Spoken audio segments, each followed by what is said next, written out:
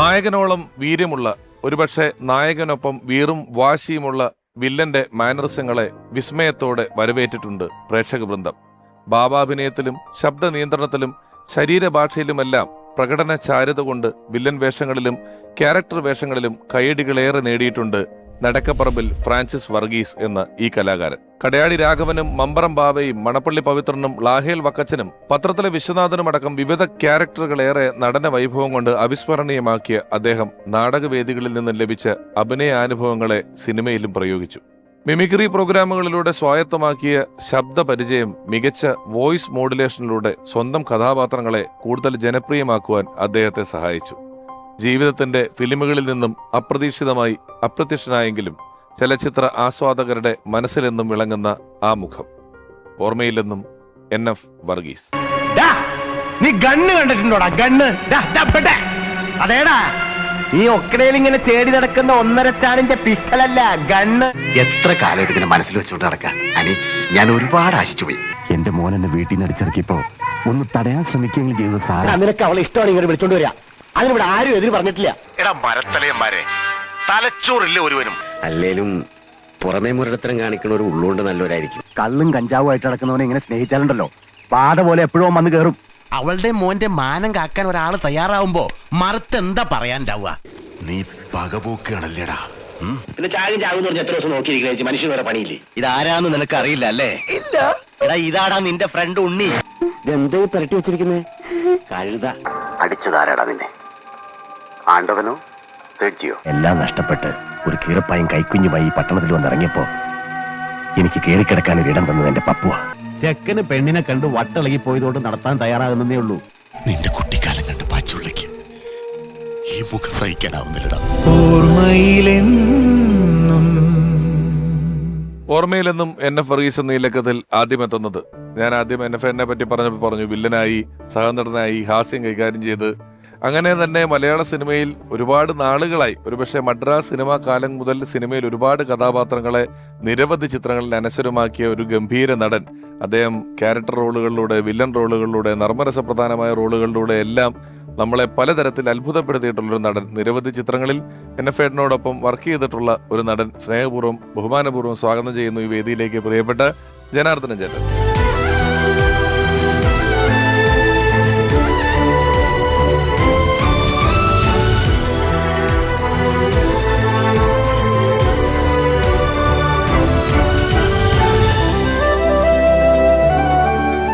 ജനാൻ ചേട്ടാ നമസ്കാരം. നമസ്കാരം.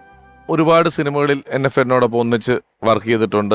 ഞാനിപ്പോൾ ആമുഖത്തിൽ പറഞ്ഞു, ഒരുപക്ഷെ NF ചെയ്യുന്നതിന് മുമ്പേ അത്തരത്തിലുള്ള പരിപാടികൾ, ഹ്യൂമർ ചെയ്യുക, വില്ലൻ ചെയ്യുക, ക്യാരക്ടർ റോളുകൾ ചെയ്യുക, അച്ഛൻ വേഷം ചെയ്യുക, രാഷ്ട്രീയക്കാരൻ, ഒരു കാലം മുഴുവൻ ഈ പൊളിറ്റിക്കൽ സിനിമകൾ വരുമ്പം അതിനകത്തുള്ള വിവിധ തരം രാഷ്ട്രീയക്കാരുടെ വേഷങ്ങൾ, ഒരുപക്ഷെ ജനാർദ്ദൻ ചേട്ടനൊക്കെ നടന്ന ഒരു പാതയിലൂടെ തന്നെയാണ് സിനിമയിൽ പിന്നീട് NF നടന്നു വന്നതും അടുത്തുള്ളതുമെല്ലാം.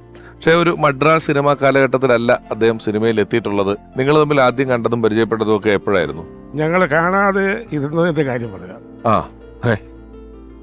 ഞാൻ സിനിമ അഭിനയിക്കാനായിട്ട് മദ്രാസിലേക്ക് പോയി. 25-26 വർഷം മദ്രാസിലായിരുന്നു. അതിനുശേഷമാണ് ഞാൻ കേരളത്തിലോട്ട് മടങ്ങി വരുന്നത്. മലയാള സിനിമ കേരളത്തിലോട്ട് പറിച്ചു നട്ടപ്പോൾ ഇവിടെ ഞാനും പോകുന്നു. അങ്ങനതാണ്. അപ്പം അത് കാരണം NF നേരത്തെ പരിചയപ്പെടാൻ ഒരു ചുറ്റുപാടുണ്ട്. അതിനുള്ള ഒരു സാഹചര്യമില്ല. മദ്രാസ് സിനിമാ സംഘത്തിലല്ല ഉള്ളത്. ഇല്ലായിരുന്നെങ്കിൽ വർഷങ്ങൾക്ക് മുമ്പേ ഞങ്ങൾ തമ്മിൽ വളരെ പരിചയമായി. പക്ഷേ പരിചയപ്പെട്ട് കഴിച്ചപ്പോൾ എത്രയോ വർഷത്തെ പരിചയമുള്ള രീതിയിൽ ആ ഒരു ബന്ധം വളർന്നു പോകുന്നു. ഒരു മനുഷ്യനെ പറ്റി നമ്മൾ പറയുമ്പോൾ ആദ്യം അയാളുടെ സ്വഭാവത്തെ പറ്റി പറയണം. എന്നെ സംബന്ധിച്ച് സൗമ്യ മനസ്സൻ, സുഹൃത്തുക്കളെ പെട്ടെന്ന് വശീകരിക്കാൻ പറ്റുന്ന ഹൃദയമുള്ള ഒരു നല്ല മനുഷ്യനായിരുന്നു. നേരത്തെ പറഞ്ഞ പോലെ ഒരുപാട് ചിത്രങ്ങളിൽ ഒരുമിച്ച് അഭിനയിച്ചിട്ടുണ്ട്. ഒരു ദിവസം എന്നെ വിളിച്ച് വീട്ടിൽ കൊണ്ടുപോയി. വീട്ടിൽ പോയിട്ടുണ്ട്. ആലുവ മാർക്കറ്റിൻ്റെ ഇടയ്ക്ക്, ഇപ്പോൾ ഓർമ്മ, വർഷങ്ങൾക്ക് മുമ്പാണ്. മാർക്കറ്റിൻ്റെ നടുവിലൂടെ റോഡിൽ പോയി ഒരു പാലം ഇറങ്ങി ലെഫ്റ്റ് സൈഡിൽ ഒരു മനോഹരമായൊരു വീട്. അവിടെ ഇരുന്ന് നിങ്ങളെ ചില പ്രശ്നങ്ങളൊക്കെ ചെയ്ത സംഭവങ്ങളൊക്കെ സംസാരിച്ചൊക്കെ കഴിച്ച് എന്നോട് സൂത്രം കാണിച്ചു തരാമെന്ന് വിളിച്ച്. ഞാൻ വൈക്കത്തുകാരനാണല്ലോ.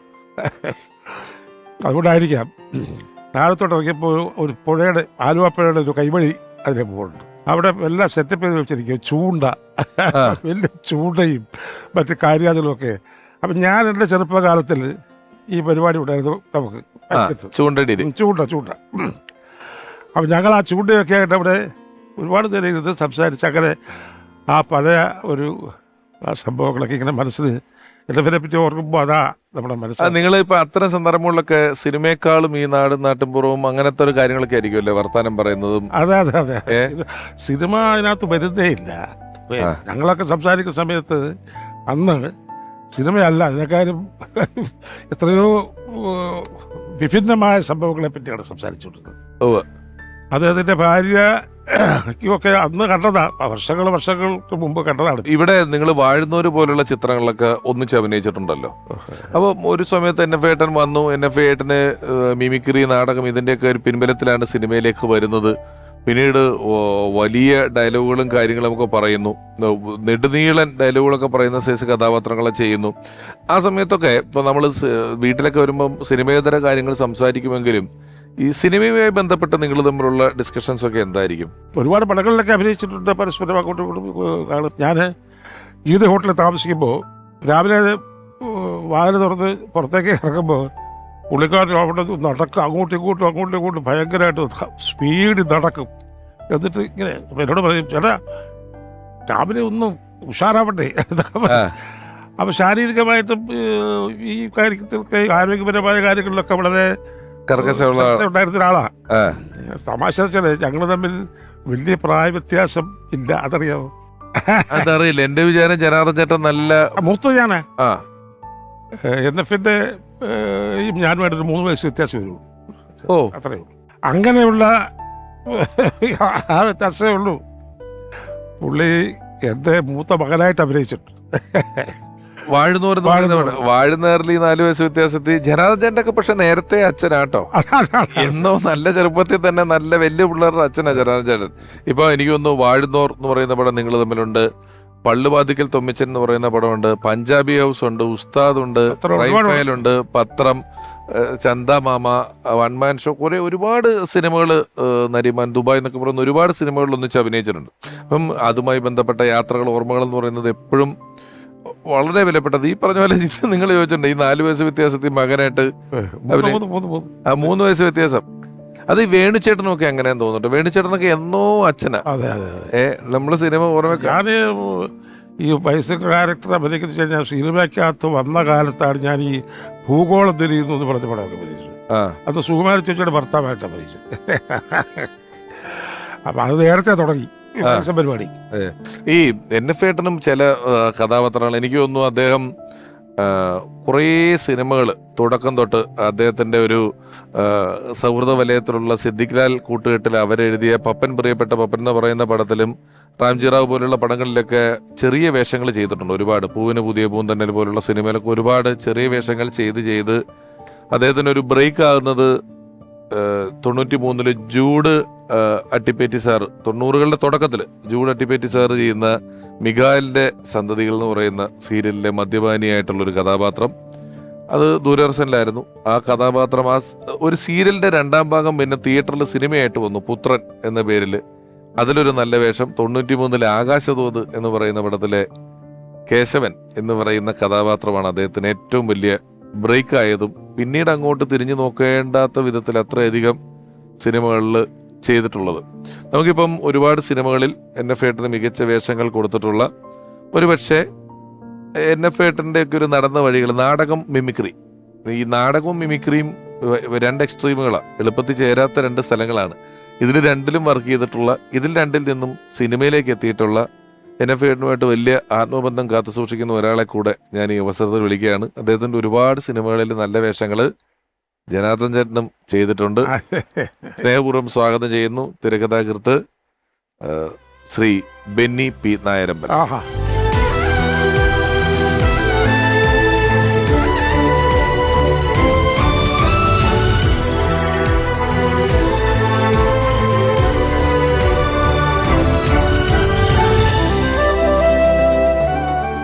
ബെന്നിച്ചേട്ടൻ്റെ ഒക്കെ ഒരു വഴി ഞാനിപ്പോൾ ആമുഖത്തിൽ പറഞ്ഞു. നാടകമുണ്ട്, മിമിക്രി ഉണ്ട്.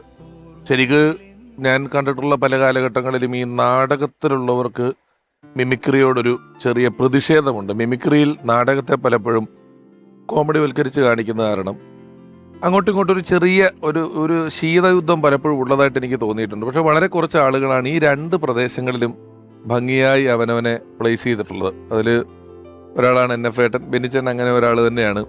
നിങ്ങൾ തമ്മിൽ സിനിമയ്ക്ക് മുമ്പ് പരിചയമുണ്ടോ? ഞാൻ NF ഏട്ടനെ ആദ്യം കാണുന്നത് മഹാരാജ് കോളേജിൽ ഓഡിറ്റോറിയത്തിൽ കലാഭവന്റെ മിമിക്സ് പരേഡ് നടക്കുമ്പോഴാണ്. അപ്പൊ അതില് പുള്ളി അനൗൺസ്മെന്റ് ആണല്ലോ കൂടുതലും ചെയ്യുന്നത്, പുള്ളിയാണ് അനൗൺസ് ചെയ്യുന്നത്. അപ്പൊ സ്റ്റേജിൽ നല്ലൊരു ശബ്ദത്തിന്റെ ഉടമ, നമ്മളപ്പോ നാടകമൊക്കെ ഇങ്ങനെ ആരാധനയോടെ കൊണ്ടുനടക്കുന്ന കാലമായതുകൊണ്ട് ഈ ശബ്ദം നമുക്ക് വലിയ അട്രാക്ഷൻ അല്ല. അപ്പോൾ വളരെ ശുദ്ധതയുള്ളൊരു ശബ്ദമായിരുന്നു.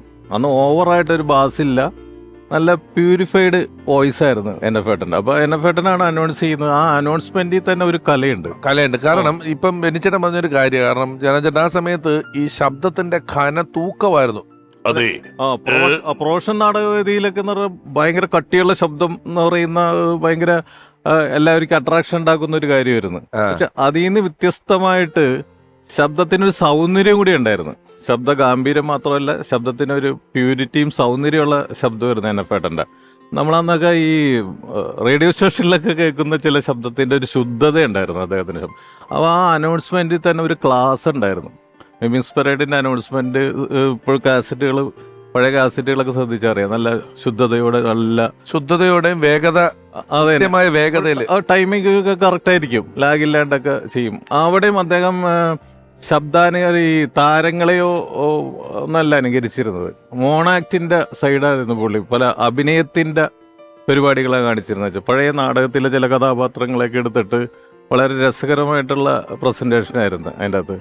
ഓർമ്മയുണ്ടാവും, മറ്റേ വാനറച്ചിട്ട് പറയുന്ന ഒരു കഥാപാത്രമൊക്കെ ഉണ്ടായിരുന്നു അന്ന്. എന്ന് വെച്ചാല് ഈ ചാകട കർത്താവാണ് നിന്നെ വെച്ചോണ്ടിരിക്കില്ല, ഏതെല്ലാം ദിക്കിലെന്തൊരു ആൾക്കാർ കോളറ വന്നിയാകണമെന്ന് പറഞ്ഞിങ്ങനെ നോൺ സ്റ്റോപ്പ് ആയിട്ട് പറയുന്ന ഒരു ക്യാരക്ടറൊക്കെ വെച്ചിട്ട് പുള്ളി ചെയ്തു. അത് വളരെ രസമായിരുന്നു. അപ്പൊ അത് എന്റെ മനസ്സിലുണ്ടെന്നത് കാണുമ്പോൾ, പിന്നീട് സിനിമയിലൊക്കെ വന്നതിന് ശേഷം കുറച്ച് കാലങ്ങൾക്ക് ശേഷം ഞാൻ പറയുമായിരുന്നു ഇങ്ങനെ, NF ആ ക്യാരക്ടർ വെച്ചിട്ട് ഒരു പരിപാടി ചെയ്യാവുന്നതാണ്.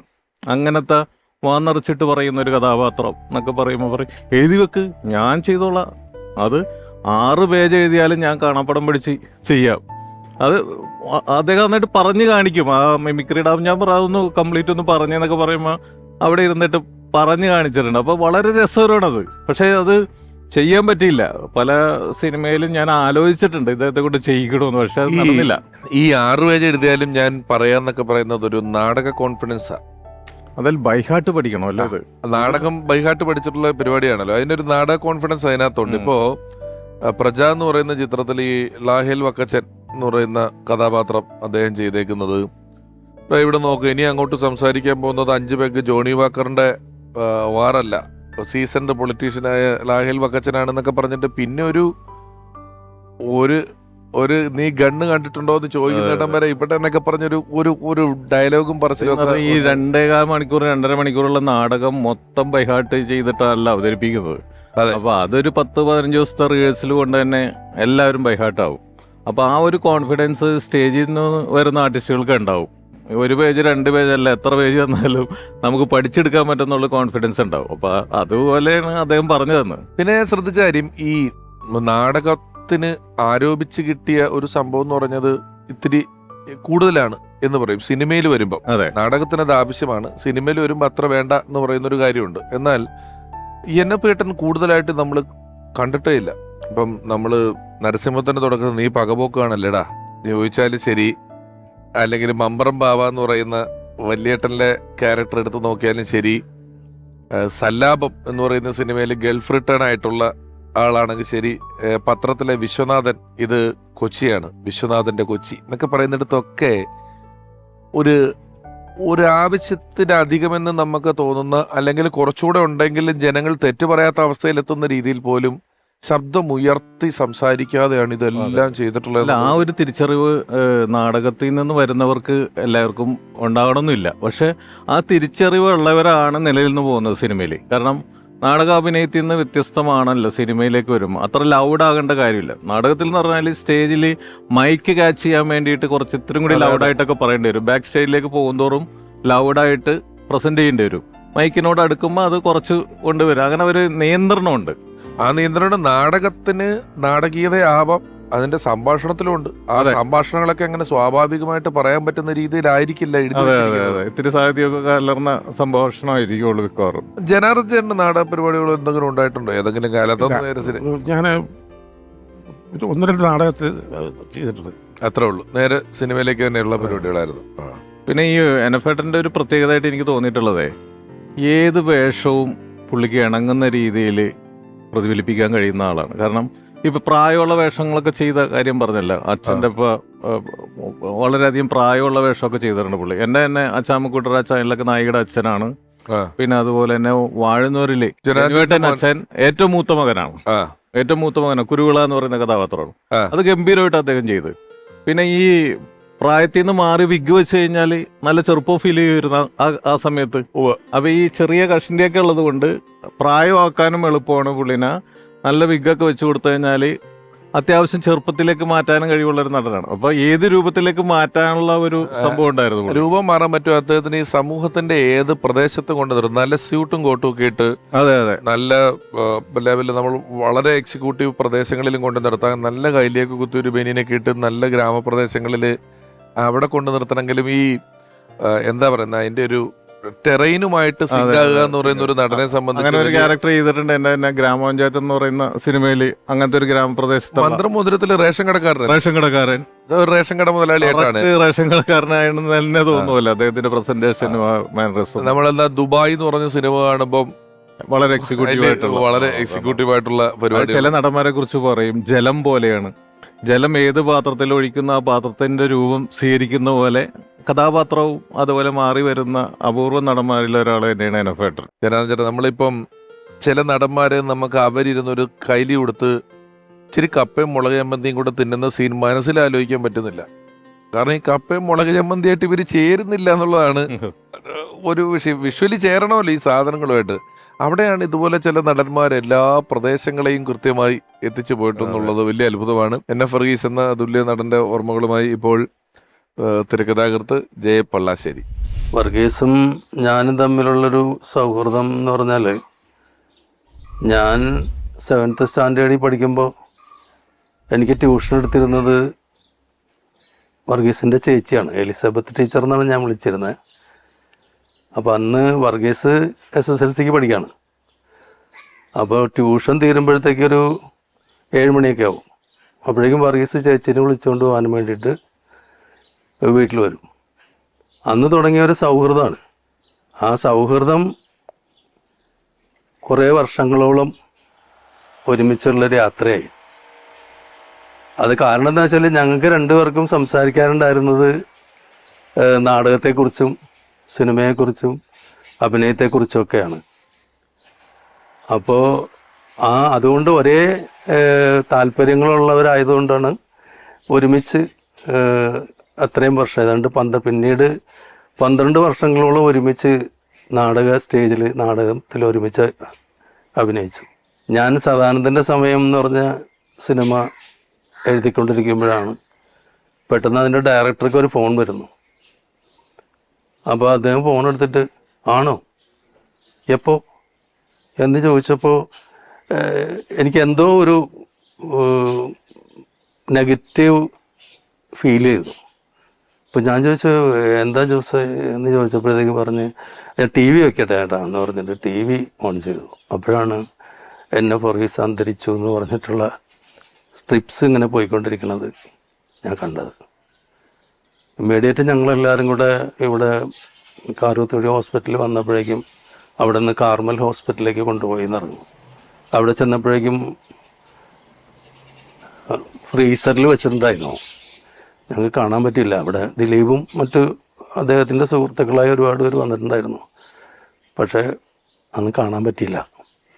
പിന്നീട് ഞാനും എൻ്റെ കുടുംബവും ഈ ആലുവ ടൗൺ ഹാളിൽ പൊതുദർശനത്തിന് വെച്ചപ്പോഴൊന്നും പോയില്ല. കാരണം അവിടെ ജനപ്രളയമായിരുന്നു. പിന്നീട് പള്ളിയിലാണ് പോയി. ഞാൻ വർഗീസിനെ കണ്ടത്. ഇന്നും ആ നിമിഷം ഓർമ്മയിൽ നിന്ന് പോകുന്നില്ല. എന്നെ ഒരു അനിയനെ പോലെയാണ് വർഗീസ് കണ്ടിരുന്നത്. ഉപദേശിക്കുകയും എന്നോട് എപ്പോഴും പറയും, നീ നടനായിട്ട് വരേണ്ടവനായിരുന്നു, നീ കമ്പാർട്ട്മെൻറ്റ് തെറ്റിയാണ് തിരക്കഥാകൃത്തായി മാറിപ്പോയതെന്ന് എന്നോട് ഇടയ്ക്കിടയ്ക്ക് പറയുമായിരുന്നു. വർഗീസേട്ടൻ്റെ ഒരു 2 സ്ഥലങ്ങൾ, 3 പ്രധാന വിഹാര കേന്ദ്രങ്ങൾ അല്ലെങ്കിൽ അദ്ദേഹം വിരാജിച്ചിരുന്ന ഒരു 3 സ്ഥലങ്ങൾ എന്ന് പറയുന്നത് നാടകവും മിമിക്രിയും സിനിമയുമാണ്. ഈ 3 പ്രദേശങ്ങളിലും അദ്ദേഹത്തിന് വിശാലമായ സൗഹൃദങ്ങളുണ്ട്, ഒരു ദീർഘമായ കാലഘട്ടങ്ങളുമുണ്ട്. മിമിക്രിയിൽ 12 കൊല്ലത്തോളം ഉണ്ട്, നാടകത്തിൽ ഇപ്പം പറഞ്ഞു 10-12 കൊല്ലമുണ്ട്, സിനിമയിൽ അത്രയോ അതിനപ്പുറമുണ്ട്. അപ്പം ഈ 3 പ്രദേശങ്ങളും ഒന്നിച്ച് കൈകാര്യം ചെയ്തിട്ടുള്ള ഒരാളാണ്. ഈ സിനിമയിലെത്തുന്ന ഒരു NF ഏട്ടൻ, അദ്ദേഹത്തിന് തൊട്ട് മുമ്പായിട്ട് ഒരുപാട് കാലം അദ്ദേഹം ഉണ്ടായിരുന്നത് നാടക മേഖലയിലാണ്. നാടക മേഖലയിൽ അദ്ദേഹത്തിൻ്റെ തുടക്കകാലം അത്രയും ഒപ്പമുണ്ടായിരുന്ന, ഒരുപാട് നാടകങ്ങൾ എഴുതിയിട്ടുള്ള, അദ്ദേഹവുമായി നാടക പ്രവർത്തനത്തിൽ ഏർപ്പെട്ടിട്ടുള്ള, നിരന്തര സൗഹൃദം കാത്തു സൂക്ഷിച്ചിട്ടുള്ള ഒരാൾ, അദ്ദേഹത്തിൻ്റെ സന്തത സഹചാരിയായിരുന്ന ഒരാൾ സ്നേഹപൂർവ്വം സ്വാഗതം ചെയ്യുന്നു, പ്രിയപ്പെട്ട സേവ്യർ പുൽപ്പാൻ.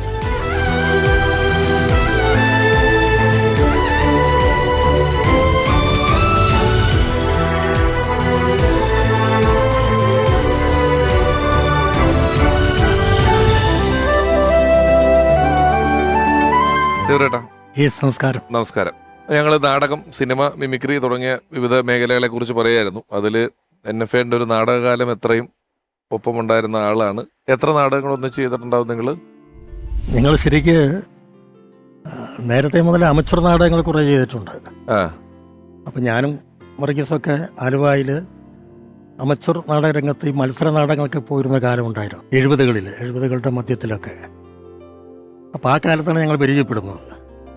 അങ്ങനെയാണ് എൻ്റെ ഒരു ആയുധപ്പുര എന്ന ഏകാംഗ നാടകം അങ്കമാലി ഫൈൻ ആർട്സ് ഹാളിൽ അവതരിപ്പിക്കുന്നു. അതിൽ പ്രധാന വേഷം വർഗീസാണ് ചെയ്യുന്നത്. കൂട്ടത്തിൽ എന്നെ ജയപ്പള്ളാശ്ശേരി ഉണ്ടായിരുന്നു.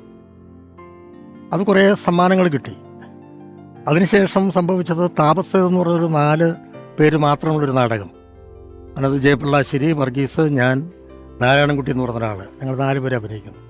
അതിന് പ്രത്യേകത എന്തായിരുന്നു വെച്ചാൽ, ഏതാണ്ട് 80ഓളം വേദികളിൽ അത് അന്ന് ഈ മത്സരങ്ങളിൽ അവതരിപ്പിച്ചു. ഈ മത്സരിച്ച് എല്ലായിടത്തും പ്രൈസ് കിട്ടുക എന്നുള്ളത് അപൂർവമാണ്. പക്ഷെ ഞങ്ങൾക്ക് എല്ലായിടത്തും കിട്ടി. അതിന് രചനയ്ക്കും സംവിധാനത്തിനും എനിക്ക് കിട്ടുമ്പോൾ വർഗീസിനും പള്ളാശ്ശേരിക്കും മാറി മാറി നടനുള്ള അവാർഡ് കിട്ടും. അത് ഞങ്ങൾക്കൊരു ആവേശമായി. ആ ആവേശത്തിൽ നിന്നാണ് പിന്നീട് ഞാൻ മൈത്രി കലാകേന്ദ്രം പറയുന്ന പ്രൊഫഷണൽ നാടക സമിതിക്ക് രൂപം കൊടുക്കുന്നത്. അങ്ങനെ രൂപം കൊടുക്കാൻ ഒരു കാരണം പങ്കുണ്ടോ അതോ ഇല്ല? അതെ, ഞാൻ ഇതാണ്. പക്ഷെ അതിൻ്റെ ഒരു പ്രധാന എനിക്ക് പ്രോത്സാഹനം തന്നത് വർഗീസാണ്. എന്ന് പറഞ്ഞാൽ ഒരു നാടക സമിതി തുടങ്ങാനുള്ള സാമ്പത്തികം നമ്മുടെ കയ്യിലില്ല. ഞാൻ പറഞ്ഞു വർഗീസിനോട് പറഞ്ഞ്, വർഗീസ് അതൊന്നും നടക്കണ കാര്യമൊന്നും അല്ലെന്ന് പറഞ്ഞപ്പോൾ, താൻ തുടങ്ങണോ, ഞാനുണ്ട് കൂടെ എന്ന് പറഞ്ഞ് നന്നായിട്ട് നമ്മളെ പ്രോത്സാഹിപ്പിക്കുകയും അതിനുവേണ്ടിയുള്ള ഒരുപാട് സഹായങ്ങൾ ചെയ്തിട്ടുണ്ട്. അങ്ങനെ അമർഷത്തിലാണ് വർഗീസ് ആദ്യമായിട്ടൊരു പ്രൊഫഷണൽ നാടകത്തിൽ അഭിനയിക്കുന്നത്. ഏതായിരിക്കും വർഷം? അത് 1977 ആഗസ്റ്റ് മാസം 15-ാം തീയതി അങ്കമാലി ഫൈൻ ആർട്സ് ഹാളിലാണ് അത് അന്നത്തെ പ്രമുഖ നാടകൃത്തായ KS നമ്പൂതിരി ഉദ്ഘാടനം ചെയ്യുന്നത്. ആ നാടകം അന്നത്തെ അവസ്ഥയിൽ ഒരു പിന്തുണയുമില്ലാതെ, ഒരു ഏജൻറ്റുമാരുമില്ലാതെ അന്ന് 42 വേദികളിൽ അഭിനയിച്ചു. അത് വലിയൊരു ആവേശമായിരുന്നു. അപ്പോൾ അങ്ങനെ ഒരു അഭിനയിക്കും. ഒരു കാരണം കൂടി, ഈ അമർഷത്തിന് സംഗീത നാടക അക്കാദമിയുടെ അമച്ചർ നാടക മത്സരത്തിൽ അതിനു മുമ്പ് പ്രൈസ് കിട്ടിയിരുന്നു. അത് ഞങ്ങളല്ല അവതരിപ്പിച്ചത്, ഞാൻ തന്നെ രചനയും സംവിധാനം നിർവഹിച്ച് സൗത്ത് ഇന്ത്യ വൈറോപ്സ് എന്ന് പറയുന്ന കമ്പനിയിലെ റിക്രിയേഷൻ ക്ലബ്ബാണ് അവതരിപ്പിച്ചത്. അപ്പോൾ അത് എൻ്റെ ഒരു അവാർഡ് കിട്ടിയത് ഞങ്ങൾക്കൊരു ആവേശമായിരുന്നു. അപ്പോൾ അങ്ങനെ 42 വേദികളിൽ അഭിനയിക്കാൻ കഴിഞ്ഞു എന്നുള്ളത് വലിയ നേട്ടമാണ്. വർഗീസാനത്ത് പ്രതാപൻ എന്ന് പറയുന്ന ഒരു തെരുവ് ഗുണ്ടയായിട്ടാണ് അഭിനയിക്കുന്നത്. അത് പറയുമ്പോൾ അതിനകത്തുള്ളൊരു അനുഭവം, വർഗീസിൻ്റെ പ്രതിഭയുടെ മാറ്റൊരുക്കുന്നൊരു അനുഭവം കൂടി ഞാൻ പറയാം. 78 തോന്നുന്നു, പൊന്നാനി ഫൈൻ ആർട്സ് ഹാളിൽ നാടകം അഭിനയിച്ചുകൊണ്ടിരിക്കുന്നു. അപ്പോൾ അതിനകത്ത് നായികയായിട്ട് അഭിനയിക്കുന്ന ജയറാണി എന്ന് പറഞ്ഞ നടിയാണ്. അതിൻ്റെ ഇൻ്റർവെല്ലിന് മുൻപ് ഒരു സീനുണ്ട്. അതിനകത്ത് ഈ സ്വാതന്ത്ര്യ സേനാനിയായ ആളുടെ മകനാണ് ഈ തെരുവുകൊണ്ടേറ്റ് വന്നിരിക്കുന്നത്. അപ്പോൾ ഈ സ്വാതന്ത്ര്യ സേനാനിയുടെ ജഡം തെരുവിൽ നിന്ന് കണ്ടെത്തുകയാണ്. ഇയാൾ ഇത് എടുത്തിട്ട് വന്നിട്ട് അത് ആൾത്തലേക്ക് കിടത്തിയിട്ട് എനിക്ക് അച്ഛൻ്റെ സ്വപ്നങ്ങൾ സാക്ഷാത്കരിക്കാൻ കഴിഞ്ഞില്ല അച്ഛൻ എന്നും പറയുന്ന, എന്നിട്ട് അതുകൊണ്ട് കരയാണ്. ആ കരച്ചിൽ പൊട്ടിച്ചിരിയാകുന്നൊരു സീനുണ്ട്. അത് അസാധ്യമായിട്ട് അയാൾ അഭിനയിച്ചു എന്നുള്ളതാണ്. കാരണം ഞാൻ ചുമ്മാ എഴുതിയിരിക്കുന്നു ഇത് കരയുന്നു, ആ കരച്ചിൽ പൊട്ടിച്ചിരിയായി മാറുന്നു. പക്ഷെ ഒരു കരച്ചിൽ പെട്ടെന്ന് പൊട്ടിച്ചിരിയായി മാറുക എന്ന് പറഞ്ഞാൽ അസാധാരണമായ അഭിനയശേഷിയുള്ളവർക്ക് മാത്രം കഴിയുന്ന കാര്യമാണ്. അത് അസാധാരണമായി ചെയ്തു. അവിടെ ഇൻ്റർവ്യൂ ആകുകയാണ്. എല്ലാ സീനിലും എല്ലാ വേദിയിലും അതിന് NF കൈകടി കിട്ടുമായിരുന്നു. അങ്ങനെ അവതരിപ്പിച്ചുകൊണ്ടിരിക്കുമ്പോൾ ഈ നടി ഈ ഇൻ്റർവ്യൂ സീൻ കഴിഞ്ഞിട്ട് ബോധം കെട്ട് വീഴുകയാണ് ഗ്രീൻ റൂമിൽ. പിന്നെ നാടകം എങ്ങനെ കൊണ്ടുപോകും? അവസാനം അപ്പോൾ അതിൻ്റെ ഫൈനാൻസ് സൊസൈറ്റിയുടെ പ്രസിഡന്റ് ഒരു ഡോക്ടറാണ്. അദ്ദേഹം വന്ന് പരിശോധിച്ചുകൊണ്ട് പറഞ്ഞ് അത് ഗ്യാസ് കയറിയതാകാനാണ് സാധ്യത എന്ന് പറഞ്ഞാൽ അദ്ദേഹത്തിൻ്റെ കയ്യിലുണ്ടായിരുന്ന കാറിൽ നിന്ന് ഒരു കുറേ മെഡിസിനൊക്കെ എടുത്തു കൊടുത്തു. അവർ റെഡിയായി. അപ്പോൾ ഞാൻ അവരോട് ചോദിച്ചു ഇനി കളിക്കാൻ പറ്റുമോ? അപ്പോൾ അവർ ആത്മവിശ്വാസത്തോടെ പറഞ്ഞു കളിക്കാൻ പറ്റും എന്ന് പറഞ്ഞു. അപ്പം പള്ളാശ്ശേരി അന്ന് പാടുന്നുണ്ട്. ഈ ഇൻ്റർവെല്ലിനന്ന് ഈ ഓർക്കസ്ട്ര കൂടെയുള്ള കാലമാണ്, റെക്കോർഡിംഗ് ഒന്നും ആയിട്ടില്ല. പള്ളാശ്ശേരിയാണെന്ന് പാടുന്നത്. പള്ളാശ്ശേരി പാട്ടുകാരനും കൂടിയാണെന്ന്. അപ്പോൾ ആ പാട്ടൊക്കെ 2 പാട്ടും കഴിഞ്ഞിട്ട് ഇവരോട് പറഞ്ഞപ്പോൾ ഇവർ റെഡിയായി. വീണ്ടും അഭിനയം തുടങ്ങി ഏതാണ്ട് നാടകം തീടാനൊരു 10-15 മിനിറ്റ് ഉള്ളപ്പോൾ ഇവർ വീണ്ടും കൈയും കാലും പറിച്ച് ബോധശൂന്യാകാണ്. പറീസ് പതുക്കെ തള്ളി വിട്ടു. സ്റ്റേജിൽ നിന്നിട്ട് പതുക്കെ ഗ്രീൻ റൂമിലേക്ക് തള്ളി കൊണ്ടുവന്നു. അവർ വീണ്ടും ബോധം പോയി. പിന്നെ എങ്ങനെ നാടകം കൊണ്ടുപോകും?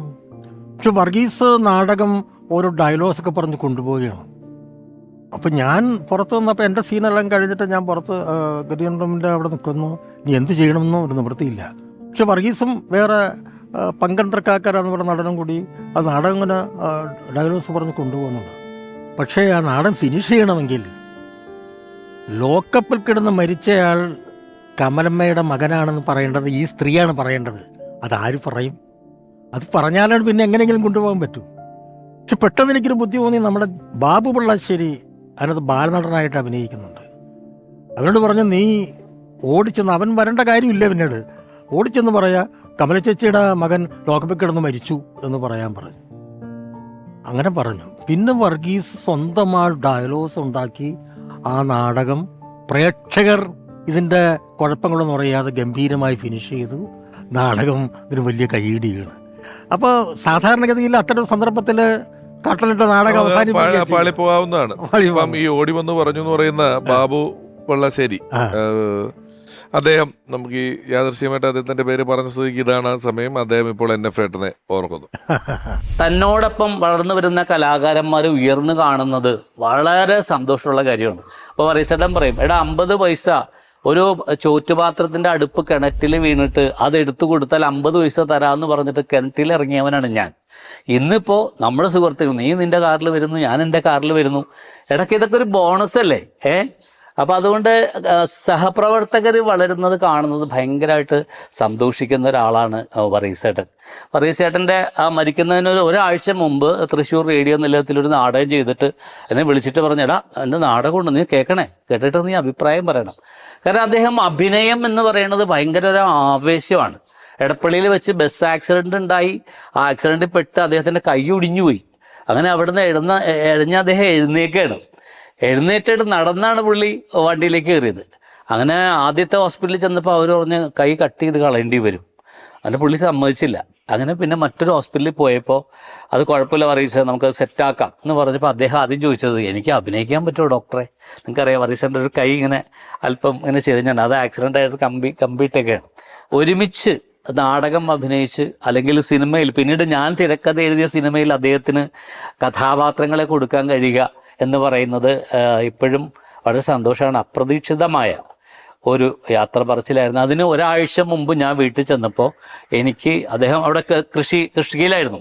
അവിടുന്ന് ഒരു ഏത്തവാഴയുടെ കണ്ണെടുത്തിട്ട് എടാ നീ ഇത് വീട്ടിൽ കൊണ്ട് വെച്ചിട്ട് അത് മുളച്ച് എന്നെ എന്നോട് പറയണം കേട്ടോ എന്ന് പറഞ്ഞു. അങ്ങനെ കൃഷി ചെയ്തുകൊണ്ടിരുന്നപ്പോഴാണ് അദ്ദേഹത്തിന് പെട്ടെന്ന് ഒരു പെയിൻ ഉണ്ടാവുകയും നമ്മുടെ ആലുവയിലെ ആ ഉളിയന്നൂർ, പെരുന്തച്ഛൻ്റെ നാടായ ഉളിയന്നൂരാണ് അദ്ദേഹം താമസിക്കുന്നത്. അവിടുന്ന് അക്കടയിട്ട് വണ്ടി ഓടിച്ച് വന്ന് പെട്ടെന്ന് അവിടെയുള്ള ആ പോസ്റ്റിൽ വന്ന് ഇടിച്ച് പെട്ടെന്ന് ഹോസ്പിറ്റലൈസായി. അവിടെ വെച്ച് അദ്ദേഹം പോവുകയായിരുന്നു. ഈ ബാബു ആക്സിഡൻറ്റിൻ്റെ കാര്യം പറഞ്ഞല്ല, അതിന് അനുബന്ധമായിട്ടൊരു പറഞ്ഞു കേട്ട ഒരു കഥയുണ്ട്.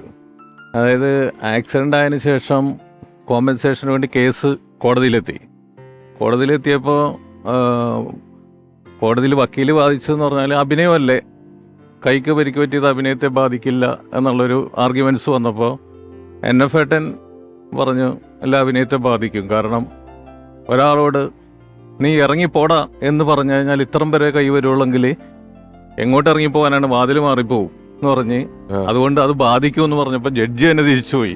എന്നിട്ട് പുള്ളിക്ക് കോമ്പൻസേഷൻ കിട്ടിയെന്ന് ഒരു കഥ. ഈ പറഞ്ഞ ആക്സിഡന്റിന് ശേഷം ഉണ്ടായ കോടതിയിൽ വെച്ച് അപ്പൊ സ്പോണ്ടേനിയസ് ആയിട്ട് സന്ദർഭോചിതമായിട്ട് പുള്ളി ചില കമന്റുകൾ പറയുന്ന ഒരു സ്വഭാവമുണ്ട്. അത് വളരെ നർമ്മത്തിലൂടെ തന്നെ അത് അവതരിപ്പിക്കുകയും ചെയ്യും. ഈ മരണവുമായി ബന്ധപ്പെട്ട് ഉള്ള ഒരു കാര്യം സൂചിപ്പിക്കാനുണ്ട്.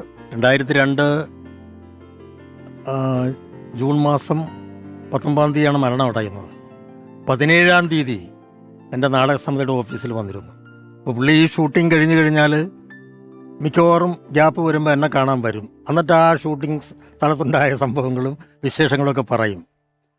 അന്ന് 17-ാം തീയതി ജൂൺ 17-ാം തീയതി വരുമ്പോൾ അദ്ദേഹത്തിൻ്റെ അനിയൻ ഈ പറഞ്ഞ മാതിരി അകാലത്തിൽ മരിച്ചതിൻ്റെ 30-ാം ദിവസമായിരുന്നു.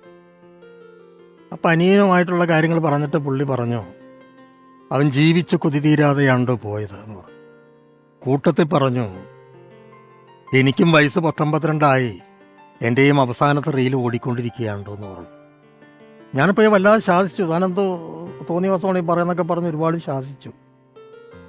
അന്ന് ഏതാണ്ട് ഒരു 3-4 മണിക്കൂറിരുന്ന് ഞങ്ങൾ സംസാരിച്ചു. ഒക്കെ ഈ ഷൂട്ടിംഗ് വിശേഷങ്ങളും നാടക വിശേഷങ്ങളും ഒക്കെയാണ്. അതിനുശേഷം പുള്ളി വണ്ടി കയറിയിരുന്നു. കാറിൽ കയറിയിരുന്നപ്പോൾ സംസാരിച്ച് തീർന്നിട്ടില്ല എന്ന മട്ടിൽ ഞാൻ വീണ്ടും പോയി വണ്ടിയിലിരുന്നും കുറച്ച് നേരം സംസാരിച്ചു. അതിൻ്റെ പിറ്റേ ദിവസമാണ് ഞാൻ ഓഫീസിലിരിക്കുമ്പോൾ, മൈസൂരിയുടെ നാടക ഓഫീസിലിരിക്കുമ്പോൾ എൻ്റെ ഒരു സുഹൃത്ത് കാറുമായിട്ട് വന്നിട്ട് വേഗം ഒന്നവിടെ നിർത്തിയിട്ട് പറഞ്ഞു ദേ വറീസ് ആക്സിഡൻറ്റ് പറ്റി ഹോസ്പിറ്റലിൽ അഡ്മിറ്റ് ചെയ്തിരിക്കണം, നമുക്ക് അമൃതയിലേക്ക് കൊണ്ടുപോകണം. അങ്ങനെ പറഞ്ഞത്. ഞാൻ ഉടനെ ആ വണ്ടി കയറി നേരെ ചെല്ലുമ്പോൾ മരിച്ചിട്ടൊരു 10 മിനിറ്റ് കഴിഞ്ഞിരിക്കുന്നു. പിന്നീട് ആദ്യ അവസാനം ഞാനുണ്ടായി എന്ന് പറഞ്ഞാൽ ഒരു അറം പറ്റുന്നത് പോലെ അവസാനത്തെ റീൽ ഓടിക്കൊണ്ടിരിക്കുന്നതെന്ന് പറയുകയും കാര്യം ഞാനതിലൊന്നും വിശ്വസിക്കാത്ത ഒരാളാണെങ്കിൽ പോലും അതൊരു അറം പറ്റി പോലെയായി എന്നുള്ളതാണ്. അത് അന്നത്തെ പത്രത്തിൽ മനോരമയിലൊക്കെ ആ വാർത്ത വന്നിരുന്നു. എൻ്റെ അടുത്ത് ചിലർ ചോദിച്ചപ്പോൾ ഞാനത് പറഞ്ഞു. അപ്പോൾ അന്ന് ആ വാർത്തയും വന്നിരുന്നു. ഇപ്പം നാടകത്തിൽ നിന്ന് സേവരേട്ടൻ വന്ന പോലെ തന്നെ നാടകത്തിന് ശേഷം NF ഏട്ടൻ നേരെ ഓടിച്ച് നേരിട്ടുള്ളത് മിമിക്രി എന്ന് പറയുന്ന പ്രദേശത്താണ്. അവിടെ ഈ പറഞ്ഞ പോലെ മറ്റു നടന്മാരൊന്നും അനുകരിച്ചിട്ടില്ലെങ്കിലും അനൗൺസ്മെന്റ് എന്ന് പറയുന്ന ഒരു പ്രദേശത്ത് പല കാസറ്റുകളുടെയും തുടക്കത്തിൽ വളരെ ഇങ്ങനെ രസമുള്ള ശബ്ദത്തിൽ പറയുക ചെയ്തുള്ള ഒരാളാണ്. മിമിക്രിയിൽ അദ്ദേഹത്തോടൊപ്പം വളരെ ദീർഘകാലം പ്രവർത്തിക്കുകയും സന്തത സഹചാരിയായിരിക്കുകയും ഒരുപാട് ആശയവിനിമയം ചെയ്യുകയും നല്ല സൗഹൃദം കാത്തു സൂക്ഷിക്കുകയൊക്കെ ചെയ്തിട്ടുള്ള ഒരാളാണ് ഇനി ഓർമ്മയിലെന്നും NF വർഗീസ് എന്ന ഈ ലക്കത്തിലേക്ക് കടന്നു വരുന്നത്. നിരവധി സിനിമകളിലൂടെ, ഓഡിയോ കാസറ്റുകളിലൂടെ, ടെലിവിഷൻ പരിപാടികളിലൂടെ, മറ്റ് കഥാപാത്രങ്ങൾക്ക് ഡബ് ചെയ്തിട്ട് അദ്ദേഹത്തിൻ്റെ ശബ്ദത്തിലൂടെയും എല്ലാം നമ്മളെ അത്ഭുതപ്പെടുത്തുന്ന കലാകാരൻ സ്നാനം ചെയ്യുന്നു. ഓർമ്മയിലെന്നും NF വർഗീസ് എന്ന ഈ ലക്കത്തിലേക്ക് പ്രിയപ്പെട്ട രമേശ് കുറുമശ്ശേരി.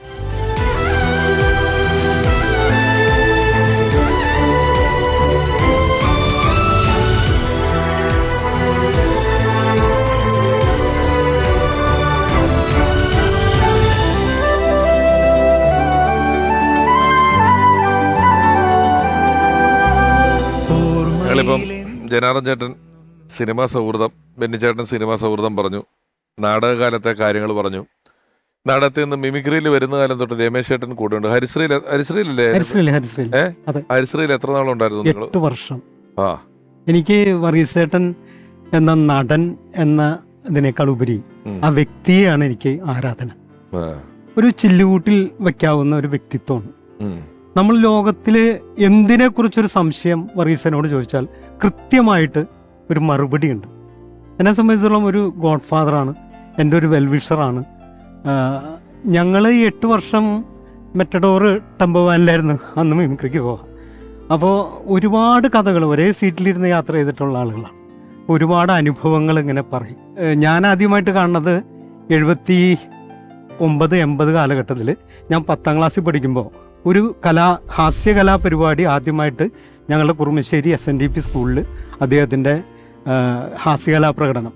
പിന്നെ ഞാൻ 82 ശങ്കര കോളേജിൽ പഠിക്കുമ്പോൾ സ്റ്റാലിയൻസ് ഇൻ്റർനാഷണലിൻ്റെ കൊച്ചി ചാപ്റ്ററിൻ്റെ കോമ്പറ്റീഷൻ അദ്ദേഹം എന്നെ ജഡ്ജായിട്ടിരുന്നു.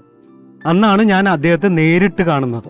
പിന്നീട് ആ സൗഹൃദം വലിയൊരു സൗഹൃദമായി. എന്നെ ഹരിശ്രീയിലേക്ക് എനിക്കുള്ള പാത തുറന്നത് അദ്ദേഹമാണ്. അല്ല, ഈ ട്രൂപ്പിലൊക്കെ അന്നേരം എന്തൊക്കെ പറഞ്ഞാലും നമ്മൾ അനൗൺസ് ചെയ്യാൻ വേണ്ടി മാത്രം ഒരാളെ കൊണ്ടുനടക്കാൻ പറ്റുമല്ലോ. എങ്ങനെയായിരുന്നു, എന്തൊക്കെ ചെയ്യുമായിരുന്നു? അതൊന്നല്ല, ജനം ഇങ്ങനെ എന്തെല്ലാം പ്രശ്നങ്ങളുണ്ടായിട്ട് ഇരച്ചു മൂളി നിൽക്കുകയാണെങ്കിലും ആ സ്പീക്കറിൽ കൂടെ സഹൃദരായ കലാസ്നേഹികളെ എന്ന് വർഗീസേട്ടൻ്റെ ഒരു അനൗൺസ്മെൻറ്റ് കേട്ട് കഴിഞ്ഞാൽ പിന്നെ പിൻ ഡ്രോപ്പ് സൈലൻ്റാണ്. ഞങ്ങൾ രാജേന്ദ്ര മൈതാനത്തൊക്കെ, എറണാകുളത്തെ രാജേന്ദ്ര മൈതാനമൊക്കെ വർഷങ്ങളോളം ഒരേ പരിപാടി നടത്തി ഈ ജനം, കാണുന്ന ജനം തന്നെ വീണ്ടും വരും, വീണ്ടും വന്നിരുന്ന് കണ്ട് കൈയടിച്ചു പോകുന്ന ഒരു കാലം ഉണ്ടായിരുന്നു. ഇനിയൊന്ന് NF-ഏട്ടൻ ഡബ്ബിങ് മറ്റ് കഥാപാത്രങ്ങൾ ചെയ്തിട്ടുണ്ട്. ഈ കുലപതി എന്ന് പറഞ്ഞ പടത്തില് മറ്റേ രാധാരവി എന്ന് പറയുന്ന നടന്ന വിയറ്റ്നാം കോളനിയിൽ റാവുത്തർ NF-ഏട്ടനാണ് ശബ്ദം കൊടുത്തതെന്നാണ് എൻ്റെ അറിവ്. രഥോത്സവം എന്ന് പറയുന്ന ചിത്രത്തിൽ സ്പടിയൻ ജോർജ് ഏട്ടന് NF-ഏട്ടനാണ് ശബ്ദം കൊടുത്തിട്ടുള്ളത്. അങ്ങനെ വേറെ ഇത്രയും തിരിച്ചറിയുന്ന ശബ്ദമായിട്ടും വേറെ പല കഥാപാത്രങ്ങൾക്കും ശബ്ദം വർഗീസേട്ടന് അഭിനയം എന്ന് പറഞ്ഞൊരു ആവേശമായിരുന്നു. അഭിനയിച്ച് അങ്ങോട്ട് കുത്തിത്തിരില്ല കഥാപാത്രങ്ങൾ ചെയ്ത്. അപ്പോൾ സിനിമയിലേക്ക് നല്ല വേഷങ്ങൾ ചെയ്ത് കഴിഞ്ഞാൽ ഞങ്ങളുടെ അടുത്ത് വരും. ആകാശദൂതൊക്കെ ചെയ്ത് കഴിഞ്ഞിട്ടും ഞങ്ങളുടെ ഒപ്പം മിമിക്രിയിൽ വന്നിരുന്നു. ആകാശദൂത് കഴിഞ്ഞിട്ടും വന്നിരുന്നു. അത് കഴിഞ്ഞിട്ട് പിന്നെ അഭിനയിച്ച് കാണിച്ചിട്ട് ഞാൻ അങ്ങനെ ചെയ്തടാ ഇങ്ങനെ ചെയ്തടാ, അത് ഗംഭീരമായി, തിയേറ്ററിൽ അത് ചോദിക്കും, പിന്നെ ആരടാന്ന് ചോദിക്കും.